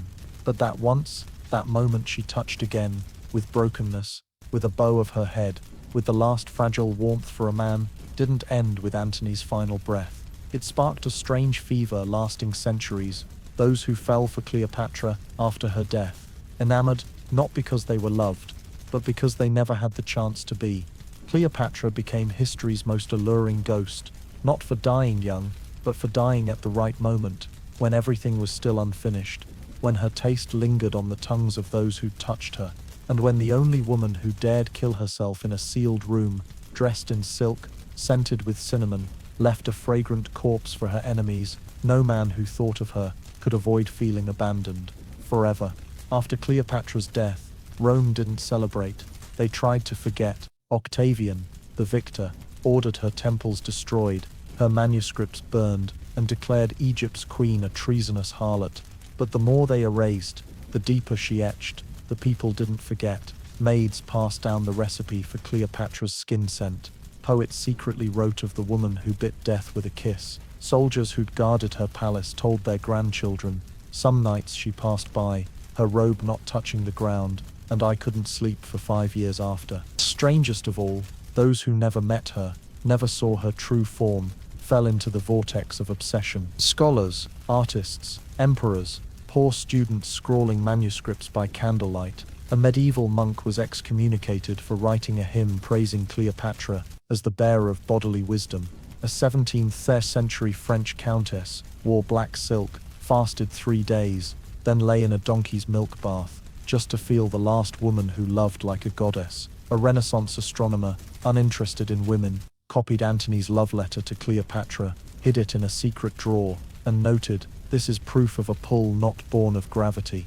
But Cleopatra didn't need their love. She was dead, and that drove them mad. No one could touch her again. No one could change the ending. No one could save her. They came too late, and that lateness, a lifelong sentence. They built her statues, wrote her plays, painted her with curly hair and eyes, half inviting, half disdainful. Each generation had its own Cleopatra, but all shared one trait, unattainable. She belonged to the past, yet stood towering in the present, like a knife everyone wanted to pull from history's memory, but the more they pulled, the more it hurt. An 18th century Italian scholar wrote, "We don't love Cleopatra because she was beautiful. We love her because she dared to die more beautifully than anyone lived." And that's the true enchantment, because Cleopatra didn't just seduce with eyes or voice. She seduced by ending decisively. No weeping, no begging, no letting anyone see her age, weaken, decay. She chose to die with perfume still on her wrists, with eyes sharp enough to make others look away. And because that ending was so perfect, so cinematic, so Cleopatra, everyone who came after, whether imagined lover or real scholar, was trapped. They didn't seek her. They sought a chance to survive a love that ended before they could begin. Some say Cleopatra didn't die to escape. She died to challenge. That, you think you're strong enough not to love me, then live on without thinking of me. And no one won. Not one. Not Octavian. Not Rome. Not those who burned her portraits. Not even historians who tried to right her wrong. Because the more they skewed her, the more she leaned into legend. You see, Cleopatra wasn't a ghost. She was an echo that made generations of men and women wonder, what if I'd been born sooner? But they weren't, and that's what hurt. Cleopatra left no will, no lineage strong enough to continue her dynasty. but she left something more dangerous than any throne, an unfinished image, and that incompleteness made everyone after her a hostage to imagination. They didn't love the real her. They loved the missing part. They loved the unfinished. And Cleopatra, with her death, turned obsession into form, not with blood, but with absence. An absence no one could fill. No new Caesar, no new Antony, no Hollywood, no theater, no scholar, no psychologist, no one. She died, but everyone felt abandoned. And that's why, over 2,000 years later, the name Cleopatra still makes people sigh, though they never once kissed her wrist. But that sigh, stretching over 2,000 years, doesn't come just from enchantment. It comes from confusion, because even now, no one is certain. Was Cleopatra a sex symbol or a victim of politics? That seemingly simple question is the greatest knot in the myth history built. For if you look at plays, paintings, poems, films from Rome to Hollywood, Cleopatra emerges as a familiar figure, a beautiful woman, skilled with her body, seducing men, toppling empires, then killing herself in a gossamer gown, a goddess of lust, a bedroom sorceress, a sweet trap in human form. But look closer. Who told those stories? Not Egyptians, her enemies, Roman historians, who saw an Eastern queen shake the Western Empire with a whisper, and they couldn't bear that truth. They needed a way to explain that humiliating defeat. They couldn't accept that a woman, without an army, Roman citizenship, or Roman title, made two of the empire's most powerful men fall into her hands. So they retold the story to make it easier to swallow. Cleopatra didn't win because she was skilled. She won because of the bedroom, and from there she was rewritten. No longer the strategist ruling Alexandria, no longer the speaker of 9 languages, no longer the one who made Alexandria the Mediterranean's brightest scholarly hub. She was only the woman who undressed best in history, a distortion so blatant, yet so enduring. Ask any Westerner about Cleopatra, and their first reflex is her beauty, her sexuality, or Elizabeth Taylor. Few recall she was the only Ptolemy to learn Egyptian, speaking directly to her people, or that she ran a national economy with a multi-tiered, transparent tax system surpassing Rome's. They remember mesmerizing beauty, though no portrait of her face is agreed upon. It's laughable. The world calls her beautiful, but no one knows what she looked like, because it wasn't real beauty. It was fabricated, imposed, like a curse, or rather a velvet net, draped over her true identity. And from then on, Cleopatra became a symbol she didn't choose, chosen by those who wrote history, who wanted her victories to seem accidental, who stripped her of her right to be remembered as a strategist. They preferred a naked Cleopatra, not one armored in intellect, and so, she ceased to be a person. She became a symbol, a sex symbol, a cunning way to bury every political trace she left. Every time you see Cleopatra in films lounging on a couch, feeding grapes to a lover, remember in reality, she was writing diplomatic letters, debating Roman envoys, or revising tax decrees for river fishermen. But what's more heartbreaking, that sex symbol image is so alluring that even modern women began to believe it. Many call her a feminist icon, but only because she seduced well. They unwittingly continue an ancient political game, equating female power with bedroom prowess. When Cleopatra never used sensuality as her only weapon, she used it as software, the core system, her intellect, culture, and control of information. Cleopatra was a politician, a scholar, a power architect, but history chose to forget that, because it's not sexy. So when asked, is Cleopatra a sex symbol or a victim of politics, the painful answer is both. She was made a sex symbol because she won at politics, and because that victory was too terrifying for the men who wrote history. They used sex to blur it. They couldn't kill her twice, but they could drown her in sensual velvet, and she was buried in it, not by earth, but by gazes, by prejudice, by a symbol she didn't choose. But perhaps, if alive, Cleopatra wouldn't care.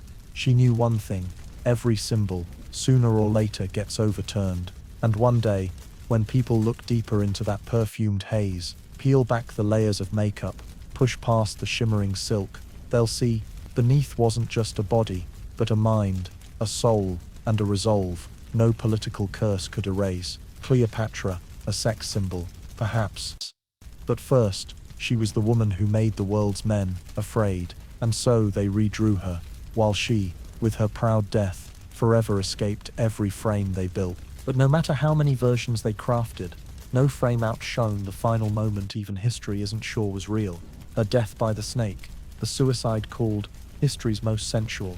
The legend of the snake, often an Egyptian asp, a desert cobra, spread right after Cleopatra's body was found. According to historian Plutarch, when Roman soldiers broke into her final room, they saw Cleopatra lying still on a couch, in a white gown, golden bracelets on her wrists, head tilted slightly, lips parted as if breathing final words. No blood, no wounds, just two tiny marks on her wrist. Beside her, a basket covered with fig leaves, and a snake, unclear if alive or dead. No one knows the truth. Some say she let the snake bite her to die quickly, avoiding capture and being paraded in Rome in an iron cage. Others say she smeared poison on a hairpin, using the snake as a decoy. Still others claim she drank poison mixed with lotus-infused wine. But strangely, what the world remembers isn't the method, but the image. A woman lying dead as if sleeping after a night of love. No convulsions, no tragedy, no gore, just the beauty of a meticulously staged ending. Cleopatra didn't want to die as a defeated queen. She wanted to die as an untouchable symbol, and she did. The Romans planned to take her body to Rome, display it as a trophy. But seeing her corpse, Octavian ordered, "Bury her now. No one touches her further." Some say he was afraid. Some say he was haunted, because even in death, Cleopatra made others unable to tell corpse from goddess. And the snake, it wasn't just a tool, it was a message. In Egyptian culture, snakes weren't only death, they were the circle of rebirth, divine power. Pharaohs wore snake-crowned diadems to prove they ruled with divine sanction. And when Cleopatra chose a snake to end her life, she didn't just choose death, she chose to return to godhood. No writhing, no regret, no waiting for forgiveness. She died as she lived, controlling every gaze, every rumor, every myth, even her own death. That ending was recreated for centuries in oil paintings, sculptures, films, where Cleopatra always appears amid thin smoke, pale skin, low-cut gown, eyes half closed, a snake coiling like a fated bracelet. But has anyone asked, why is her death remembered as sensual? Who decided it was sensual? The Roman historians, and later Western artists, who couldn't accept a woman dying without a stain. They had to make it desirable, sexualize it, soften it, turn it into a performance of lust instead of a political statement. But that's what makes Cleopatra's death dangerous even now. It's so alluring, no one dares call it by its true name. The ultimate act of defiance. She didn't die in despair. She died to avoid being a trophy. She died so no one could rewrite her ending. She died to star in the play her enemies were staging. And she succeeded, because over 2,000 years later, people remember her death, but no one recalls how Octavian lived after. Cleopatra, by choosing the right death, the right moment, the right symbol, erased the victor's name, and kept her own. That wasn't death. It was the myth's checkmate. You think the snake really bit her? Maybe. But maybe not. Because Cleopatra didn't need truth. She needed legend. And she mastered that legend until her final breath, when her eyes closed, not to surrender, but to transform. She didn't lie there for pity. She lay there to challenge, try to forget me, and no one could. The snake may have been real, or just a prop, but that final night, whether stage or truth, remains one of history's strongest declarations. A woman can choose how to vanish, and that sometimes is more seductive than any affair she ever had. Cleopatra, dead, but not extinguished, and the snake didn't kill her. It freed her, to become what she always wanted, immortal, not by blood, but by choice. And once freed from the limits of flesh, history, or political enemies, Cleopatra's form began to spread, coiling like incense smoke, seeping into every corner of popular culture for over 2,000 years. Where kings died, dynasties faded, names were replaced. Cleopatra became the face humanity couldn't erase. No longer Egypt's queen, no longer Caesar's lover, no longer Rome's threat. She became a symbol, and that symbol carried a title the world willingly gave her, the most seductive queen of all time. It sounds like praise, but pause a moment, ask who gave her that title, and why. Cleopatra entered Western pop culture like a re-lipsticked ghost, each appearance a new costume. In the 16th century, Shakespeare made her a tragic queen in Antony and Cleopatra, where she wept, wailed, died for love. By the 19th century, Western painters competed to depict her reclining on a couch, gown slit high, lips red, embracing a snake like a caress. And in the 20th century, Cleopatra became a global sex symbol, from Theda Bara in the 1917 silent film Vivien Leigh in 1945 to Elizabeth Taylor in 1963. Cleopatra was no longer a person. She was a tight-dressed idea. People counted her costume changes, not her decrees. They remembered her coal-lined eyes, not the eyes that read 9 languages. They replayed her kissing Antony, not her debating Roman senators. And from there, pop culture caged her in a velvet prison, the untamed seductive queen who made men die for love. It sounds empowering, but it's a reduction. They painted her not as one who ruled an empire, but as one who made men lose control. She became a mirage, always beautiful, always alluring, always lying amid radiant silks, hand outstretched as if beckoning. But as anyone asked, what was she beckoning? Who was looking? And who controlled that gaze? Hollywood's Cleopatra isn't the one controlling the gaze, she's its victim. Each appearance binds her to a frame, nailed to a sharp face, parted lips, provocative body, and her lines, though sharp as knives, are delivered in honeyed tones, as if her power was to seduce, not to rule, not to decide, not to win, just to make someone die in pleasure. Pop culture calls her history's most seductive queen, not to honor her, but to tame her. When you make a symbol sensual, you make it digestible, marketable, replicable, cosplayable, but you strip away what made it most dangerous.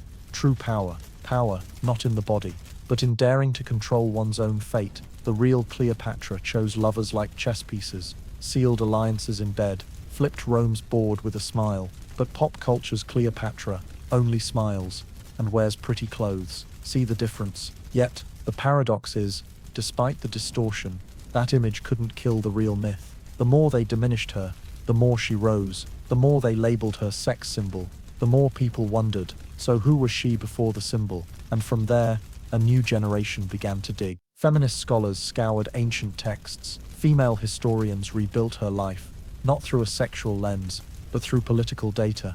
Modern novels, films, and plays started asking, did Cleopatra want to be seen as seductive, or was she pushed into it? And with that question, Cleopatra, dead for over 2 millennia, lived another life, not just in Liz Taylor's lipstick, but in the thick dust of ancient manuscripts, not just in social media cosplay, but in academic conferences where she's called by new names. Cleopatra the strategist, Cleopatra the linguist, Cleopatra the political genius. But even so, we can't deny the most seductive queen of all time. Image remains the cloak pop culture draped on her, and that cloak, though inaccurate, is so beautiful, no one wants to remove it. Perhaps that makes Cleopatra, somewhere, smile, because whether real queen, mythic goddess, or resculpted icon, she remains the only one who can't be forgotten.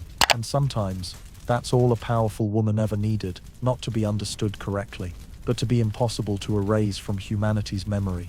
Cleopatra, through every version, every film, every frame, still makes us look back and whisper, is there anyone left like her? No, no one, just a shadow, still beautiful. But now, slowly stepping out of the mirror, ready to tell her story, her way.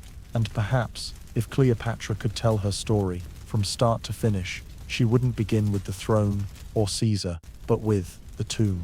Because for the Egyptians, death wasn't an end. It was the start of another life, in another world, where souls continued to love, to desire, to make love. It sounds strange, but in ancient Egypt, a tomb wasn't just a place to bury a body. It was a preparation for another kind of sexual life, longer, holier, and sometimes more intense than the real one. Every stone wall in a tomb was meticulously carved, scenes of embraces, couples touching lips, hands resting on hips, and sometimes unhesitatingly depicting lovemaking positions in a serene, almost blessing-like manner. Why? Because Egyptians believed that in the afterlife, souls would reunite with their loved ones, and if the rituals were done right, that sacred body would continue to feel pleasure. No sin, no shame, only continuity. That's why in noble tombs, dozens of vials of scented oils, massage balms, lip paints, eye powders, and sensual jewelry were found, not for the corpse, but for the sacred reunion with a departed partner, or one to be met later. And Cleopatra, the woman who lived her life as a deliberate icon of desire, surely didn't overlook this ritual. No one knows exactly where she was buried, but a strong hypothesis suggests she was interred at a special site near Taposiris Magna, a temple to Isis, believed to hold the energy bridging two worlds. If true, not only was her body preserved with sophisticated methods, but her preparation for the afterlife would have been a solemn rite of love. It's believed that beside her might have been a small statue of Antony, or even a carved image of them lying together, as other noble couples did. But for Cleopatra, it wasn't just memory. It was a promise that after all the wars, betrayals, and failures, if there was a place where a soul could be itself, she would be loved without armor. That was the most beautiful dream.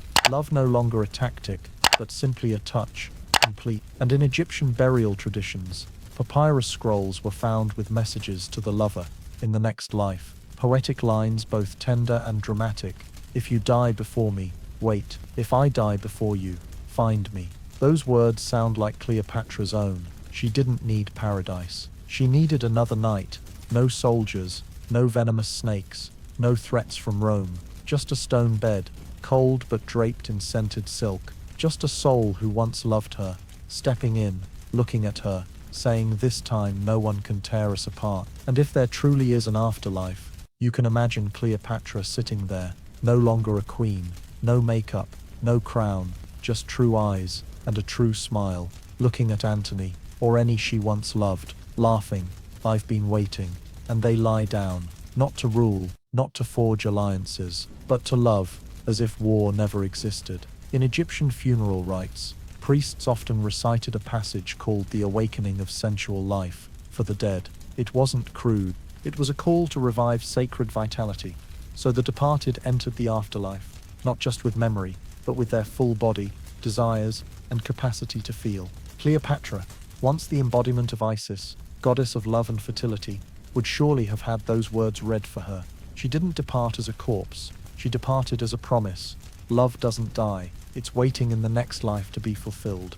And if you ask why Egyptians went to such lengths to beautify the dead, it wasn't superstition. It was the aesthetics of remembrance. They believed that if you died beautifully, you'd love beautifully in the afterlife. There was no hell in that view, only souls unprepared to love again. But Cleopatra, she was always prepared. From how she lived, loved, to how she died, all were meticulously staged chapters. And the final chapter, if found, wouldn't just be a tomb. It would be an unfinished symphony. A hand reaching out, a back waiting to be embraced from behind.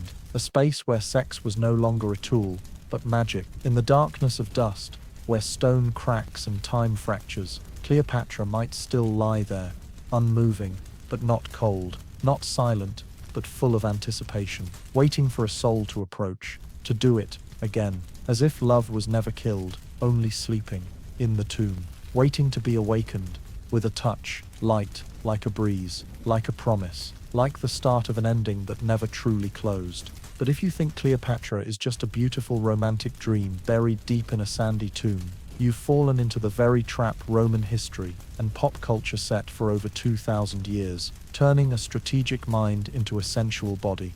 Because Cleopatra wasn't a myth, she was a strategist. What made her truly powerful wasn't her curves, her silk gown, or her cinnamon-scented skin. It was her head, a cold, calculating head that read situations and waited for the right moment. Start with her ascension.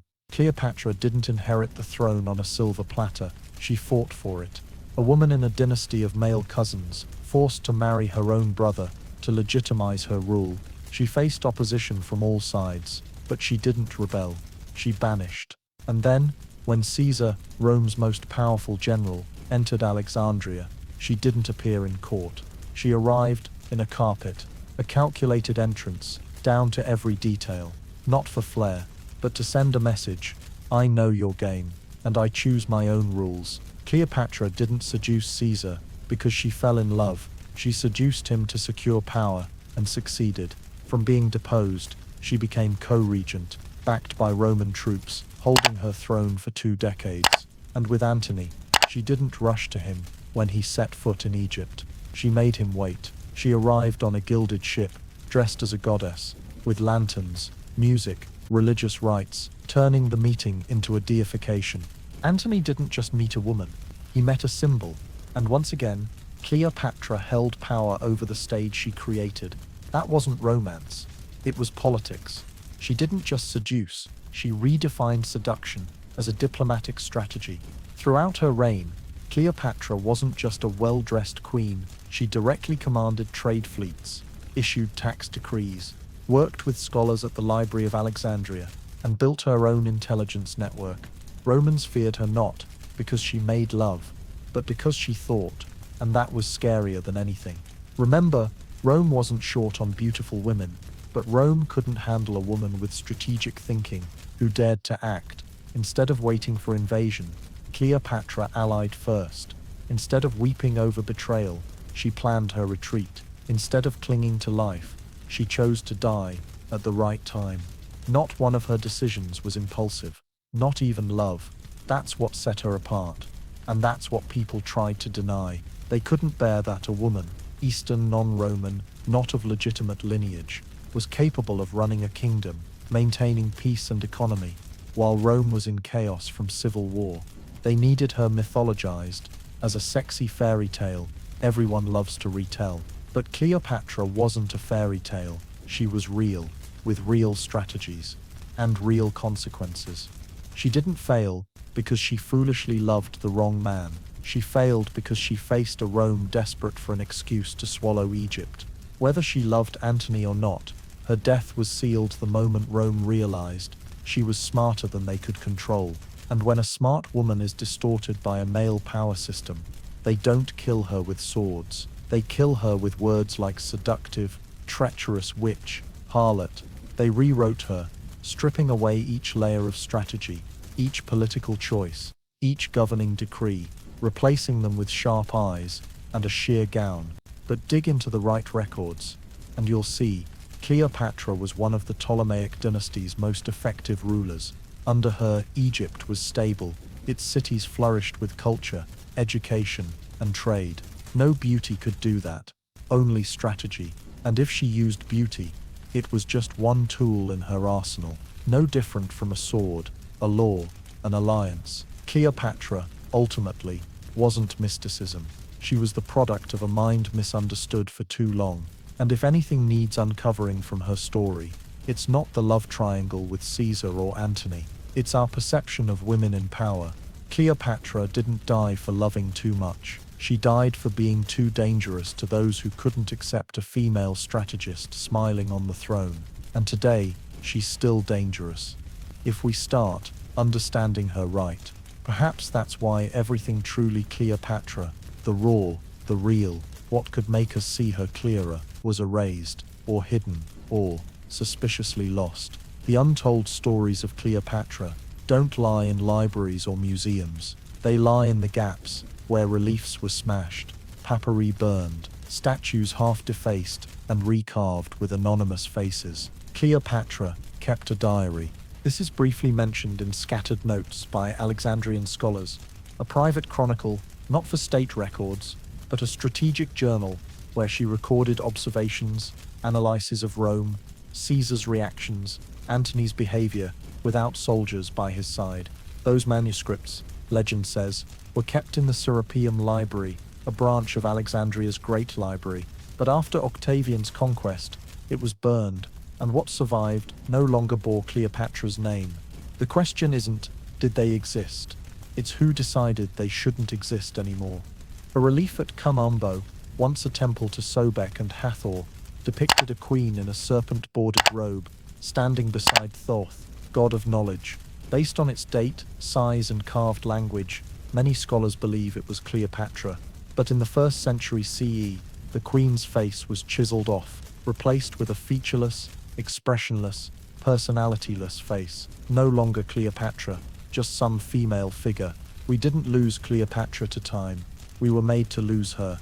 There's a silent destruction, not burning, not killing, not erasing, but replacing, removing her name from texts, assigning statues another identity, altering tomb inscriptions, cutting out passages about strategy, keeping those about her eyes. And so, later generations think, is that all there was? No, it's not all there was. It's all that's left after deliberate edits, erasures, distortions. History didn't just miswrite Cleopatra, it intentionally got her wrong. Because a queen who knew too much, recorded too much, saw through too much, made those controlling history tremble. There's a theory that a copy of Cleopatra's diary was hidden by a loyal servant in the Isis temple near Taposiris Magna, but by the early 3rd century, the temple was razed in a pagan purge. The servant vanished. The diary was never found. A papyrus scrap at the British Museum, half Greek, half Egyptian script, was long deemed unimportant. Only recently did experts realize its handwriting might match descriptions of Cleopatra's, but the start is torn, the end is burned, and the middle holds only fragmented lines. He didn't trust me, but I knew, if Rome doesn't need me, Egypt still. I chose death not from weakness, each line like a knife slashing through a veil of lies, and that's why they didn't want it pieced together. They feared, if all the fragments were found, Cleopatra would reappear, not as the woman in films, but as a real vibrant woman who spoke, analyzed, planned, resisted, and retreated at the right moment. A woman the world isn't ready to face, because if the truth were restored, the entire Cleopatra, history's most seductive queen frame, would collapse. And when that frame falls, we'd face a terrifying question. If Cleopatra wasn't just a sex symbol, how many other women in history were stripped of their true voices? The untold stories of Cleopatra aren't just lost pages, they're an entire effort to silence a sound, a feminist voice from over 2,000 years ago, daring to sit equal with male empires and say, I'm not just beautiful. And if that voice still echoes in a chipped stone, a half-burned script, a marginal note, then Cleopatra isn't dead.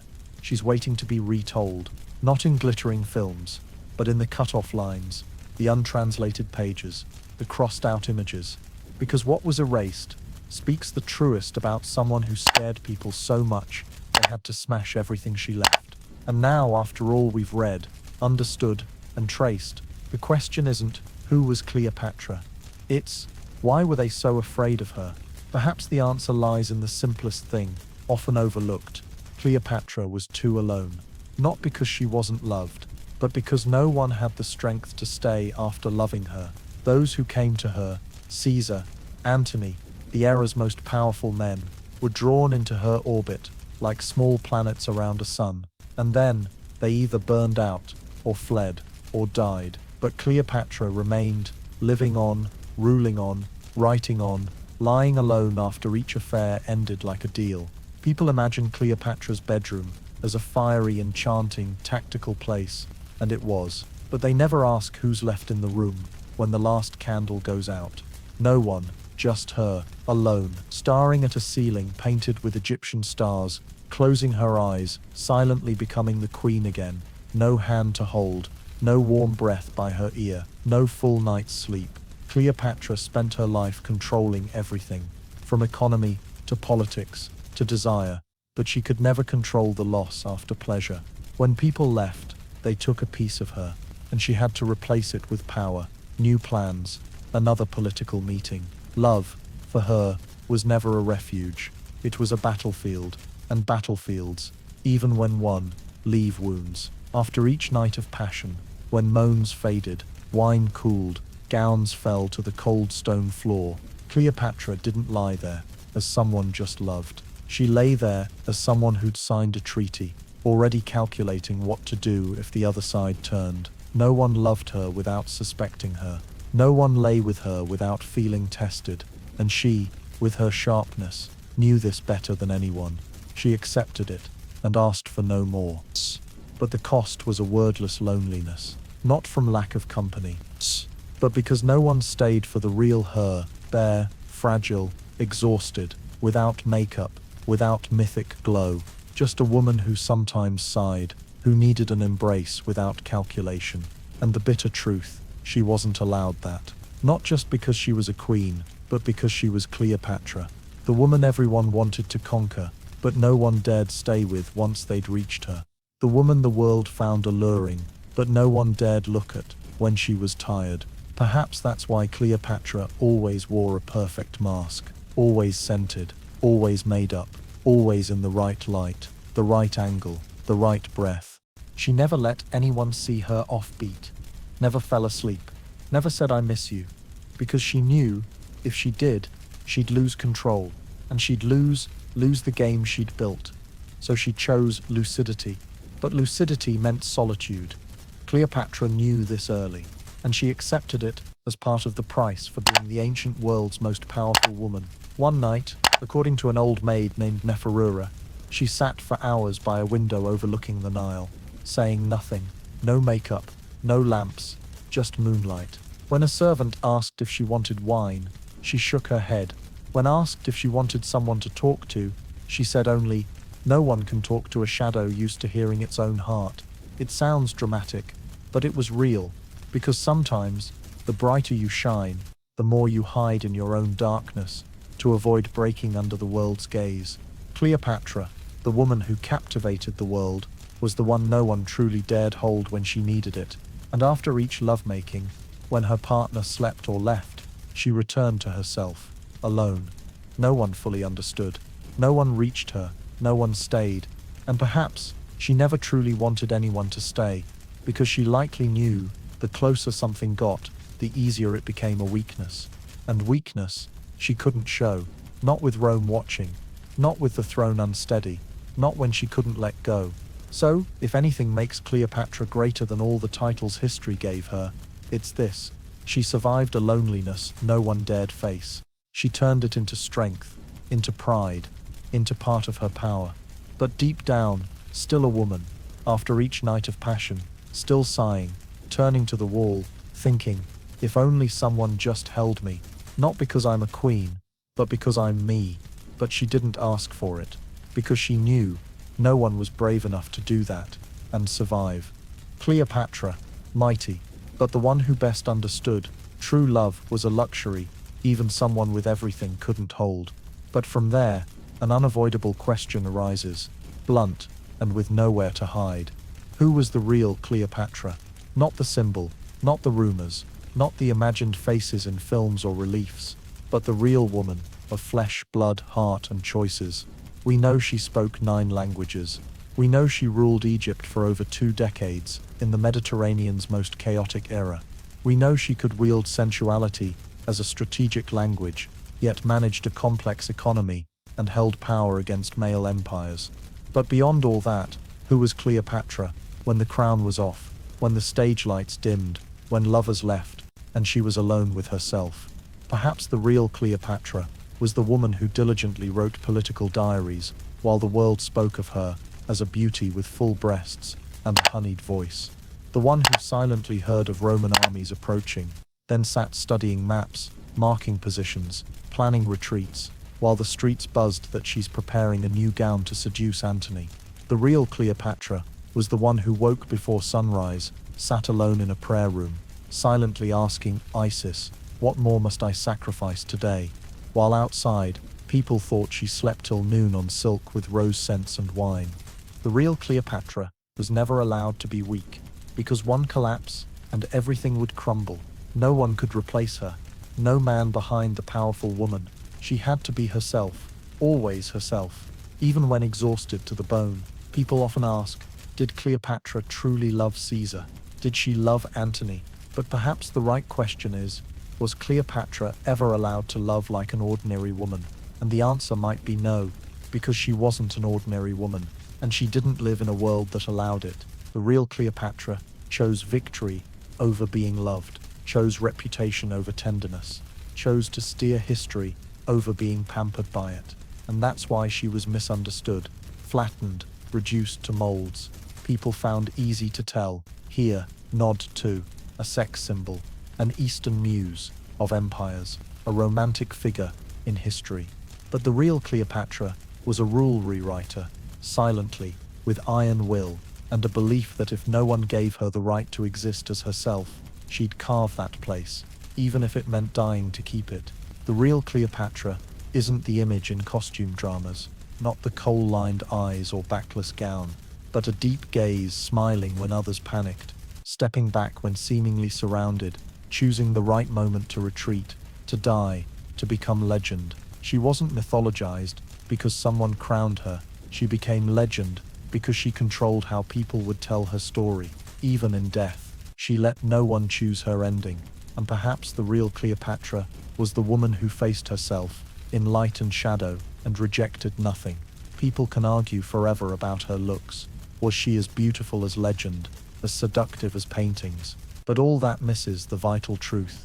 Cleopatra was real, not because she was perfect, but because she knew she wasn't, and still chose to live in a way no man's world could control. In a world expecting women to be soft, compliant, role-bound, Cleopatra chose to be a wave, sometimes drowning, sometimes lifting, but always a force no one could resist. So, if you still ask, who was the real Cleopatra? Look at everything they tried to erase, and you'll see she was all of it. Strategist, queen, lover, betrayed, rebel, unfinished dream, lasting obsession, lesson, warning, inspiration, and above all, the only woman in history the world both craved and feared, wanted to forget, yet couldn't stop naming. The real Cleopatra isn't in history books. She's in the gaps they left, waiting for us to fill them. But this time, with truth, not fantasy, not staging, but by daring to meet the gaze of that woman and asking, how do you want to be told? And then, listening. But even when we listen with all sincerity and a desire to restore the truth, one thing cannot be avoided. Most of what posterity knows about Cleopatra doesn't come from Egypt. It comes from Rome, and Rome never forgave her. That is the greatest tragedy of her entire legacy, and the starting point for another legacy, the sexual one, not Cleopatra's own, but about Cleopatra. And sadly, it was written not with truth, but with the fear of an empire she once shook.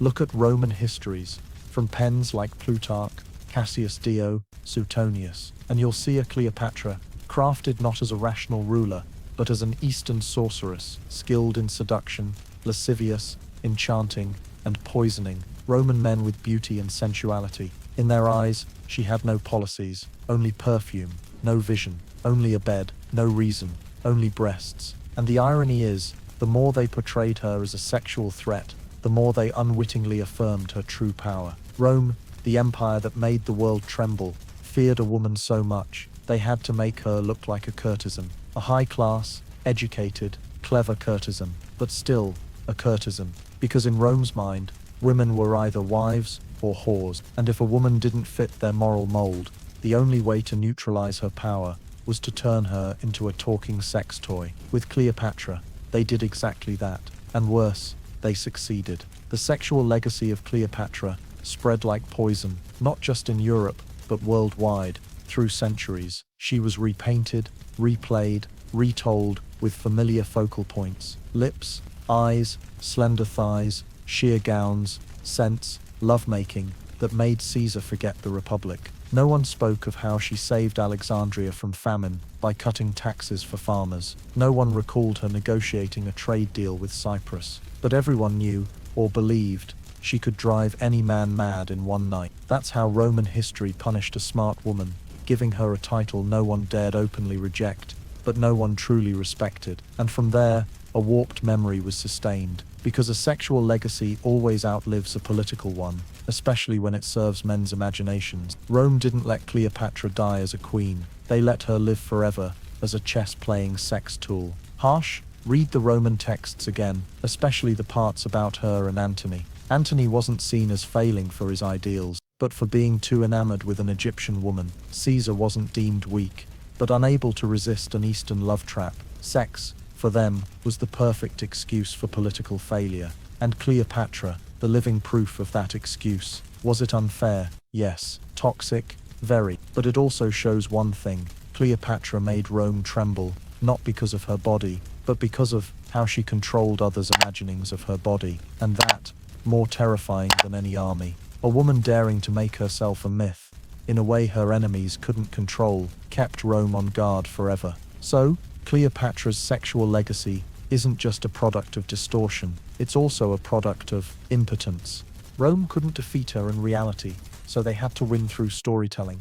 And to make that story strong, they chose what men both crave and scorn: lust. They couldn't erase Cleopatra's name, but they could turn it into a bedroom whisper. And once in the bedroom, no one cared what she wrote, or how she ruled. But if we peel back, as we're doing now, you'll see another layer. Cleopatra didn't let this happen unchecked. She knew how men told stories, and she used it to outlast any Roman identity. A distorted symbol is still a symbol, and sometimes, if you're clever enough, you can make even that distortion your tool. Cleopatra did, and that's the deepest legacy, turning even misrepresentation into immortality. No one in Roman history wanted her remembered as a leader, but they couldn't stop her from being unforgettable. And so, in a strange way, Cleopatra won, not in battle, but in humanity's memory. And that's the hardest place to control, because no law, not even Rome's, could erase a woman the world both craved and feared. But the irony is, if Cleopatra used sex as a strategy to survive and assert herself in a man's world, that very sex was once written into law.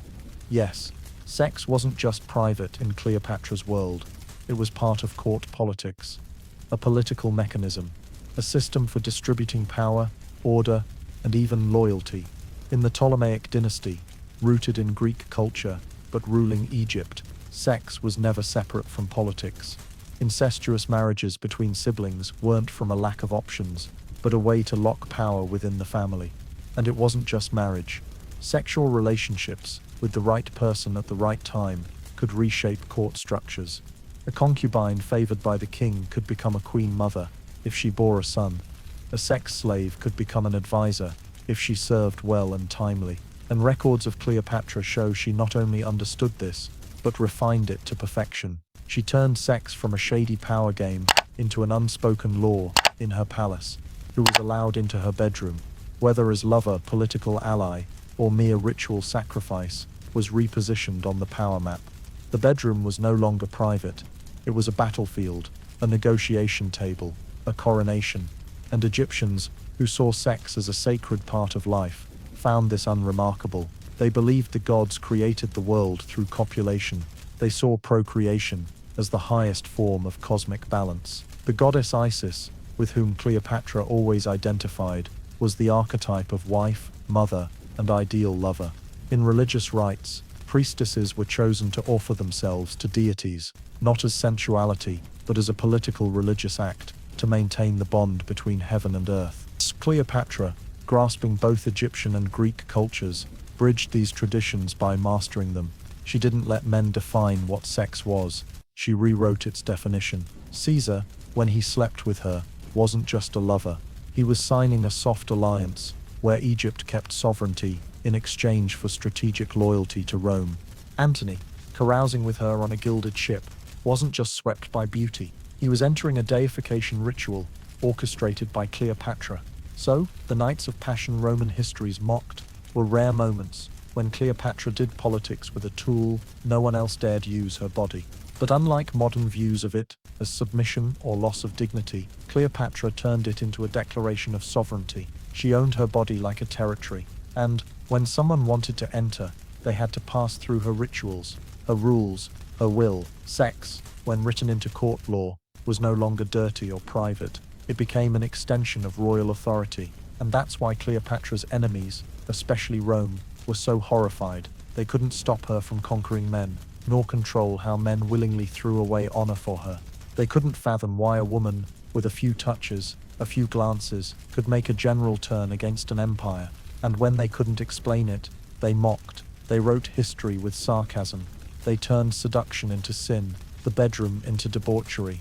But the truth is, Cleopatra did what no one else could: turn sex into a court law she alone held the key to decode. And that, ultimately, wasn't a fall. It was transcendence, beyond hypocritical morals, beyond gender molds, beyond what male power controlled. In that world, a woman had two choices: be defined or define herself. Cleopatra chose the latter, and in doing so, she didn't just rule a kingdom. She ruled how the world thought of desire, power, and women to this day. But even if Cleopatra turned sex into law, used the bedroom as a negotiation table, draped herself in Isis's mantle to orchestrate an empire. In the end, she was still human, a human with secrets, pain, things history, no matter how hard it tried, could never fully capture. And if there's a place holding that truth, it's only behind the velvet curtain. That's where the public couldn't look, where no reliefs recorded, no scribes noted, no sacred hymns or diplomatic letters existed, only breath, skin, gazes, and sometimes a tear. Cleopatra, the woman who brought 2 Roman generals to their knees, who stood firm between 2 civilizations, who used every tool to protect her country and herself, couldn't have been without moments when she needed to be herself. Not history's most seductive queen, not Isis incarnate, but Cleopatra, an imperfect human, and the only place she could be that was behind the velvet curtain, separating the audience chamber from the bedroom, after rituals, after feasts, after guests' laughter, after courtiers' watchful eyes. That was the only place Cleopatra could shed her roles, where no one saw, and precisely because of that, where truth took shape. What was that truth? Maybe she cried, not for losing battles, but for missing an embrace without ambition. Maybe she sat still for hours, saying nothing, watching the day's last light through a vaulted ceiling, wondering, how much time do I have left? Maybe she turned to the wall when a lover left, not out of anger, but to hide tired eyes. Cleopatra never let anyone see her weak, but that didn't mean she wasn't. That velvet curtain, literal and figurative, was where she hid parts unfit for the myth, an unsent love poem, an ungiven gift, a nameless fear.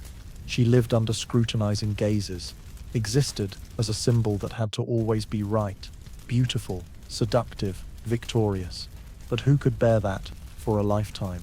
So after every ritual, Cleopatra retreated, quietly, silently, to a room with faint cinnamon scent, low-burning oil lamps, neatly placed instruments.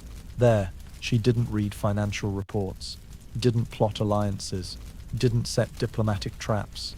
There, she just breathed, evenly, thinly, as if even her breath had to be discreet. A servant once said Cleopatra removed her jewelry before a mirror each night, without help. She took off earrings, necklaces, layers of fabric, as if slowly stepping out of her role, and when only skin remained, she looked into her own eyes in the mirror. No smile, no frown, just looked, long, as if checking, is the person there, still me, or just the shadow of all the roles others assigned. Behind that velvet curtain, Cleopatra didn't need to be a queen or a lover. She just needed to be at peace. For a moment, a night, a breath. But even that private space, truly, was never fully hers, because even when alone, there was still history's gaze. Centuries later, historians, directors, poets, painters, they imagined that scene, gave it grandeur, tragedy, or debauchery. But no one dared accept the simplest thing. Maybe Cleopatra was just living like anyone. A woman who got tired, loved, feared, regretted, angered herself, longed for something she didn't dare say. That's the truth no one wants to tell, because it makes Cleopatra relatable.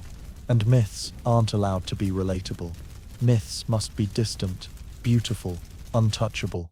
But if Cleopatra had one moment behind that curtain, just one, where she didn't have to brace herself as queen, didn't have to use sensuality as a tool, didn't have to guard against betrayal, then maybe that moment was the real Cleopatra. No halo, no power, no defenses, just a woman, breathing, looking at herself in the mirror, asking, tomorrow, who must I become? And perhaps what makes Cleopatra immortal isn't power or sex. It's that she knew she was playing a role and still chose to play it to the end. Because she understood, if she didn't, no one would tell her story the way she wanted. And history, never kind to women who know who they are, would leave no room for a tender truth. So she kept it, hid it behind the curtain, like a small cut, a final secret, a reminder, I was human too. But don't tell that. Let me remain the Cleopatra you fear. The human part, I'll keep for myself, behind the velvet, where no one can reach. But suppose that velvet curtain were pulled back, time twisted, history slipped like sand underfoot, and Cleopatra were reborn, Not in Alexandria 2000 years ago, but today, in the 21st century, amid a world of spotlights, media, social networks, and modern biases, sugar-coated sweeter than ancient ones. Would she be different, or still Cleopatra, just in another form?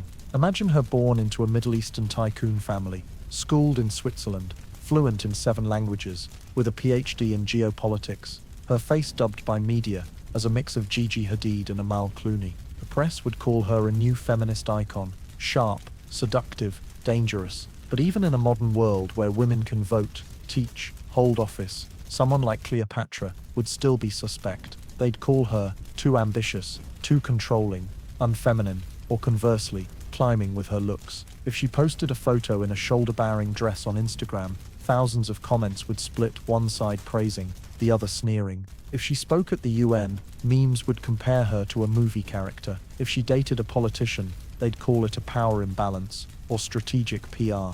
No one would believe she loved for real, just as no one believed she truly ruled back then. Today's Cleopatra would be forced to brand herself. She'd have a PR team, stylists, image consultants, every move dissected, monitored, hashtagged. If she ran a renewable energy company, they'd call her Solar Queen. If she wrote a political book, articles would question ghostwriter. If she dated a black rap star, Western headlines would read Cleopatra's game beyond empire borders. But in any era, she'd control the game, because Cleopatra never let others define her. In a world of photoshopped images and PR, she'd still know where true value lies: intellect, strategy, reading human nature. She wouldn't just be an influencer, she'd direct influencers. She wouldn't live stream selling lipstick. She'd run the cosmetics brand, dominating Asia-Europe markets. She wouldn't let herself be labeled digital queen. She'd create a new definition of queen. And if ancient Rome was an empire controlling through military might, today's Rome is the information network, a network still building and distorting icons. Cleopatra, in modern form, wouldn't fight with bows or warships. She'd fight with data, PR campaigns, information control, and icon building that made people think they chose to believe when she'd written the script long before. And her romances? They'd be torn apart in tabloids. A night spotted in Milan, a leaked email from Davos, a kiss at an awards gala. But as history proved, she didn't love for drama. She loved with purpose. Each relationship a political step, a test of loyalty, part of a larger map only she saw fully. Cleopatra would never be a social media victim. She'd use it to replant her icon in cycles.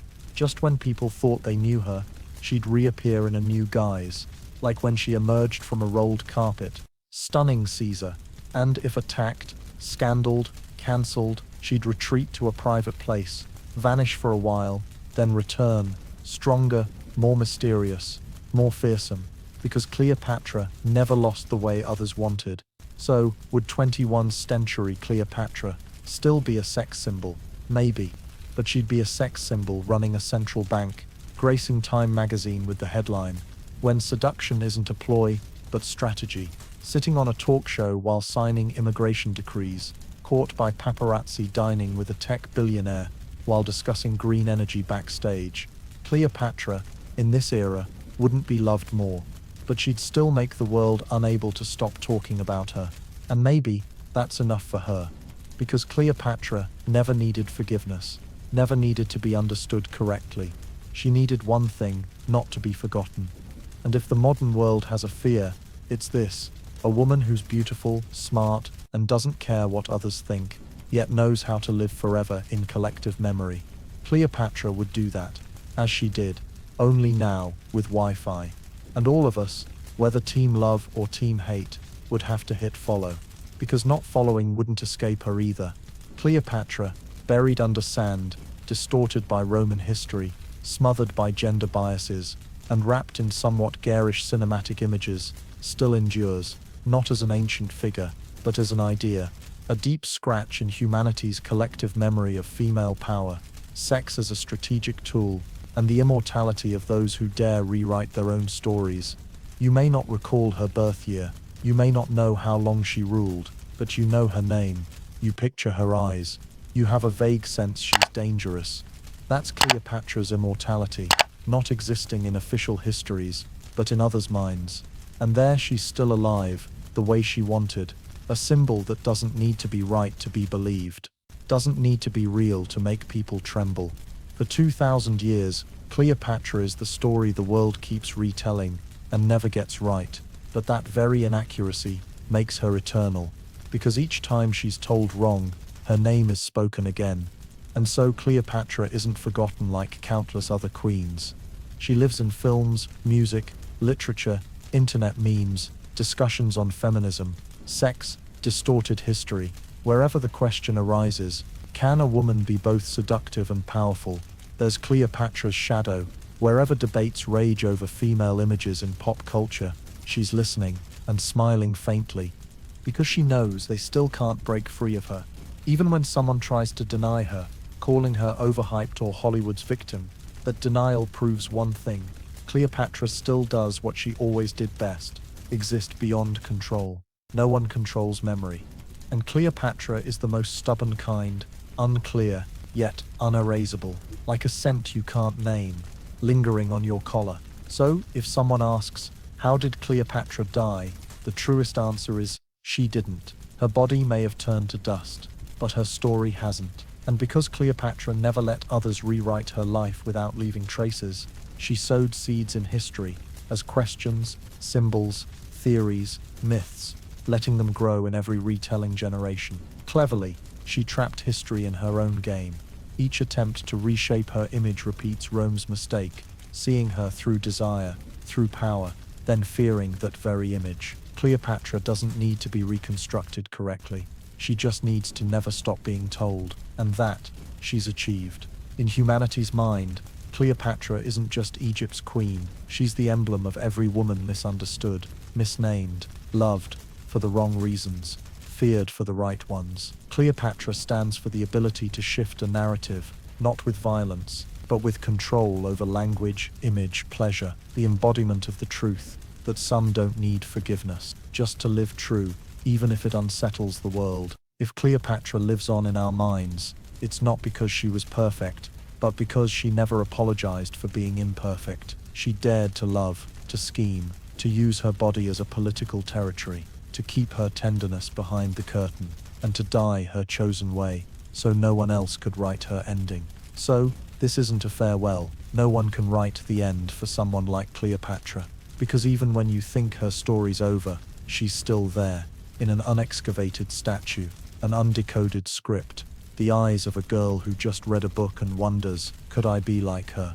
Cleopatra, queen, lover, strategist, symbol, isn't in the past. She's the future we're still too timid to face. And when we finally find the courage to tell her story, unshortened, unflinched, unromanticized, she'll no longer be a past symbol. She'll be a permanent reminder that women can be all they want, even immortal. The story of Cleopatra, distorted by Roman history, blurred by Hollywood's makeup and silk gowns, mirrors a reality still unfolding in American society today: the control and distortion of powerful women's images. Cleopatra isn't remembered as a skilled diplomat who ruled a nation for 2 decades with sharp strategic thinking. Instead, she's framed as a sex symbol, the dangerous lover of Caesar and Antony. And this happens in the modern media age, where prominent American women, from politicians to CEOs to artists, are easily labeled, simplified, or personally attacked,